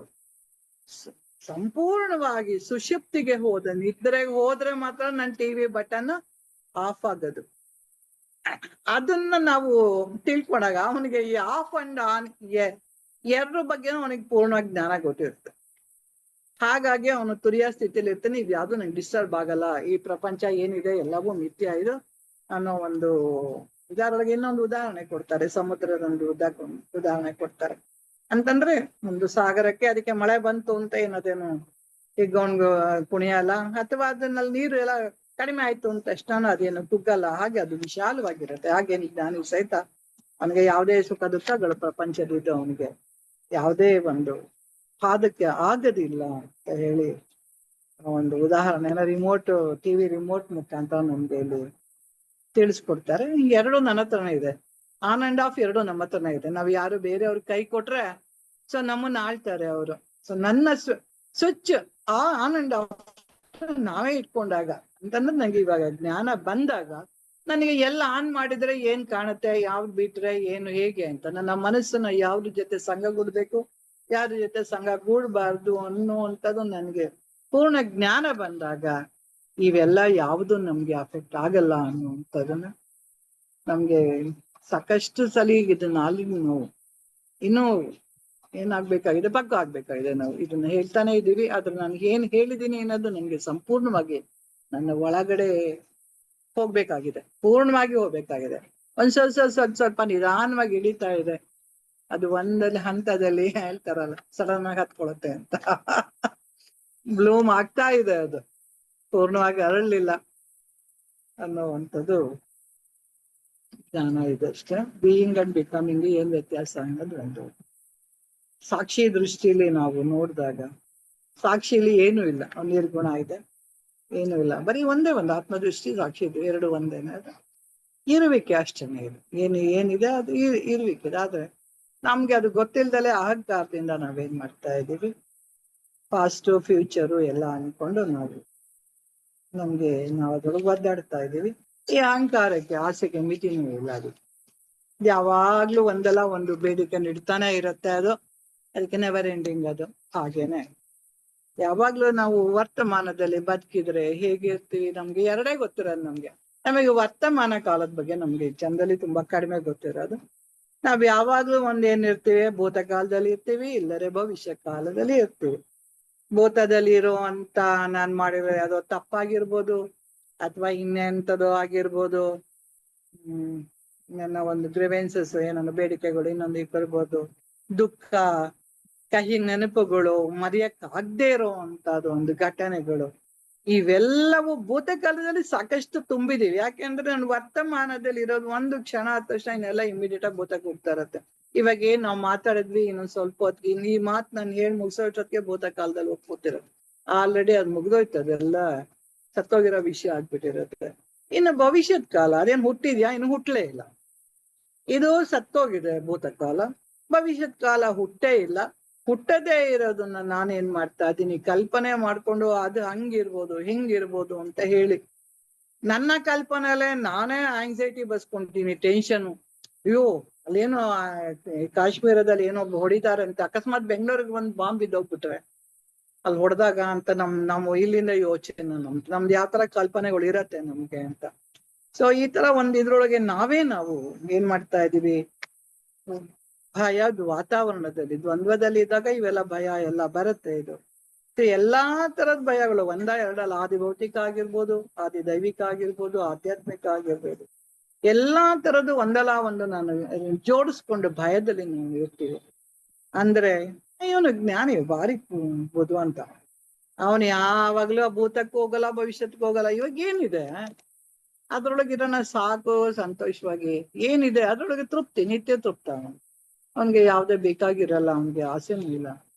ಹಾಗಾಗಿ ಇವಾಗ ಏನ್ ಆಗ್ತಾ ಇದೆ ಇದನ್ನ ಒಪ್ಕೊಳ್ಳೋದಷ್ಟೇ, ಈ ಮೂಮೆಂಟ್ ಇದನ್ನ ಎಕ್ಸ್ಪೀರಿಯನ್ಸ್ ಮಾಡಿ. ಅವಾಗ್ಲೇ ನಾವು ಕಲ್ಪನಾ ಇದೆಲ್ಲ ಮಾತಾಡಿದಾಗ ಈಗ ಏನಾಗ್ತಾ ಇದೆ ಅದನ್ನ ಎಕ್ಸ್ಪೀರಿಯನ್ಸ್ ಮಾಡಿ ಅದ್ರ ಬಗ್ಗೆ ನಾವು ಚಿಂತನೆ ಮಾಡ್ತಾ, ಆ ವಿವೇಕ ನಮ್ಮಲ್ಲಿ ಯಾವಾಗ್ಲೂ ಜಾಗೃತ ಆಗ್ತಾ ಇರತ್ತೆ. ಹಾಗಾಗಿ ಅದ್ರೊಳಗೆ ಇನ್ನೊಂದ್ ಸಣ್ಣದೊಂದು ಉದಾಹರಣೆ ಕೊಡ್ತಾ ಇದ್ದಾರೆ. ಅಂದ್ರೆ ಸುಮ್ನೆ ಟೆನ್ಷನ್ ಮಾಡ್ಕೊಳ್ಳೋದಕ್ಕೆ, ಒಂದ್ ಪ್ರಾಣಿ ನಿಧಾನಕ್ಕೆ ಹೋಗ್ತಾನೆ. ನಾವ್ ಹೇಳ್ತೀವಿ ನಂಗೆ ತುಂಬಾ ಟೆನ್ಷನ್ ಆದಾಗ ನಾವು ಕಾರಲ್ಲಿ ಕೂತಿರ್ತೀವಿ, ಅವನು ಎಷ್ಟೇ ಸ್ಪೀಡಾಗಿ ಹೋಗ್ತಾ ಇದ್ರುವೆ ಇನ್ನೂ ಫಾಸ್ಟ್ ಆಗಿ ಹೋಗಪ್ಪ, ಇನ್ನೂ ಫಾಸ್ಟ್ ಆಗಿ ಹೋಗ್ಬೇಕಪ್ಪ, ಎಷ್ಟ್ ನಿಧಾನಕ್ಕೆ ಹೋಗ್ತಾ ಇದೀಯಾ ಅಂತ ಹೇಳ್ತೀವಲ್ಲ. ಹಾಗೆ ನಾವು ಅದು ಒಂದು ಸಂಸಾರದಲ್ಲಿ ಇರೋಕೆ ನಮ್ಗೆ ಈ ತರ ಅನುಭವಗಳು ತುಂಬಾ ನಡೀತಾ ಇರತ್ತೆ. ಅದು ಯಾವ್ದೋ ಪ್ರಾಣಿ ಅದ್ರ ಮೇಲೆ ಯಾರೋ ಕೂತ್ಕೊಂಡು ಹೋಗ್ತಾ ಇದ್ರೆ ಎಷ್ಟ್ ನಿಧಾನಕ್ಕೆ ಹೋಗ್ತಾ ಇದೆ, ಇದು ಹೋಗೋದ್ ಬೇಡವಾ ಅಂತ ಹೇಳಿ. ಯಾಕಂದ್ರೆ ನನ್ಗೆ ಈ ಕಾಲ ಅಂತಂದಾಗ ನಮ್ಗೆ ತುಂಬಾ ದುಃಖ ಇದ್ದಾಗ ಕಾಲ ಹೋಗುದೇ ಇಲ್ಲ ಬಿಡು. ಇಡೀ ದಿವಸ ಏನು ಎಷ್ಟು ಕಾಲ ಆಗೋಯ್ತಪ್ಪ ಅಂತ ಹೇಳ್ತೀವಿ. ಅದೇ ನಂಗೆ ತುಂಬಾ ಬೇಕಾಗಿದ್ದವ್ರು ಬಂದಾಗ ಅವ್ರ ಜೊತೆಗೆ ನನ್ ಕಳೆದಿದ್ದ ಕ್ಷಣಗಳನ್ನ ನೀನ್ ಬೆಳಗ್ಗೆ ದಾರಿ ತನಕ ಮಾತಾಡಿದ್ವಪ್ಪ, ಒಂದ್ ಕ್ಷಣದಲ್ಲಿ ಕಾದಂಗ ಹೋಗ್ತಿದೆ, ಎಷ್ಟು ಚೆನ್ನಾಗಿತ್ತು. ಎರಡು ಕಾಲದಲ್ಲಿ ನಾವು ಏನ್ ಮಾಡ್ತಾ ಇದ್ದೀವಿ, ವರ್ತಮಾನ ಕಾಲ ಬಿಟ್ಟು ಭೂತ ಭವಿಷ್ಯ ಕಾಲಗಳಲ್ಲಿ ನಾವು ಕಾಲಕ್ಕೆ ದಾಸೀನರಾಗ್ತಾ ಇದೀವಿ. ನಾವೆಲ್ಲ ಒಂದು ಬಿಟ್ಟಾಗ ವರ್ತಮಾನದಲ್ಲಿ ಇವಾಗ ಏನಾಗ್ತಾ ಇದೆ, ಈ ಕ್ಷಣದಲ್ಲಿ ಏನಿದೆ ಅದನ್ನ ನಾನು ಅನುಭವಿಸ್ದ ಕಲ್ತಾಗ ಆ ಒಂದು ಸ್ಥಿತ ಪ್ರಜ್ಞತ್ವ ಮೂಡ್ ಬರುತ್ತೆ ನಮ್ಮಲ್ಲಿ ಅಂತ ಹೇಳಿ ಇವತ್ತಿನ ಟಾಕ್ ಆಯ್ತು. ಟೈಮ್ ಆಗ್ತಾ ಇದೆ ಇವತ್ತು, ಮುಗಿಸೋಣ. ಹರಿ ಓಂ. ನನ್ಗೆ ಏನ್ ತಿಳಿದಿದೆಯೋ ಅದ್ರ ತಮ್ಮ ಮುಂದೆ ಹಂಚ್ಕೊಂಡಿದ್ದೀನಿ. ಎಲ್ಲ ಪ್ರಶ್ನೆಗಳು ಮುಗೀತು ಮೇಡಮ್. ಈಗ ಅದೇ ಮುಗಿಸ್ಬಿಟ್ಟೆ, ಕಂಪ್ಲೀಟ್ ಅಂತ ತಂದ್ಬಿಟ್ಟೆ ನಾನು. ಸ್ವಲ್ಪ ಲಿಂಕ್ ಇರ್ಲಿಲ್ಲ, ನೀವು ಲಿಂಕ್ ಮಾಡ್ಕೊಂಡು ಮುಗಿಸಿದ್ರಿ, ಕರೆಕ್ಟ್ ಆಯ್ತು. ಇಲ್ಲ ಅದ್ ಲಿಂಕ್ ಹಂಗೆ ಅದು ಬಂದ್ಬಿಡತ್ತೆ. ಪ್ರಾರ್ಥನೆ ಮಾಡಿ ಕಲ್ಪನೆ.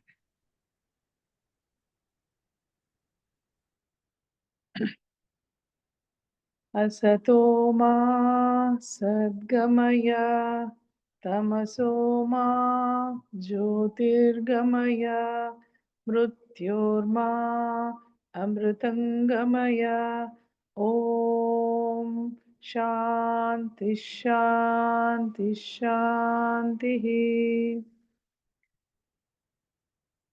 पूर्णमदः पूर्णमिदं पूर्णात् पूर्णमुदच्यते पूर्णस्य पूर्णमादाय पूर्णमेवावशिष्यते ॐ शान्ति शान्ति शान्तिः आत्मदर्शनं ब्रह्मदर्शनं ब्रह्मदर्शनं सत्यदर्शनं सत्यदर्शनं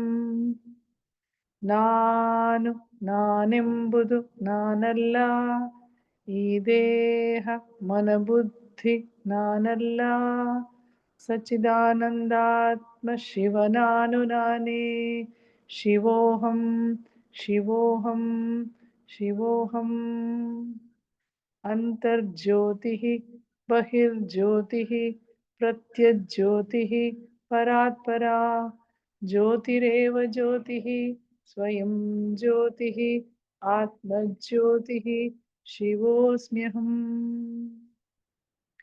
लोकाः समस्ताः सुखिनो भवन्तु लोकाः समस्ताः सुखिनो भवन्तु लोकाः समस्ताः सुखिनो भवन्तु हरिः ॐ तत्सत् श्री गुरुभ्यो नमः हरिः ॐ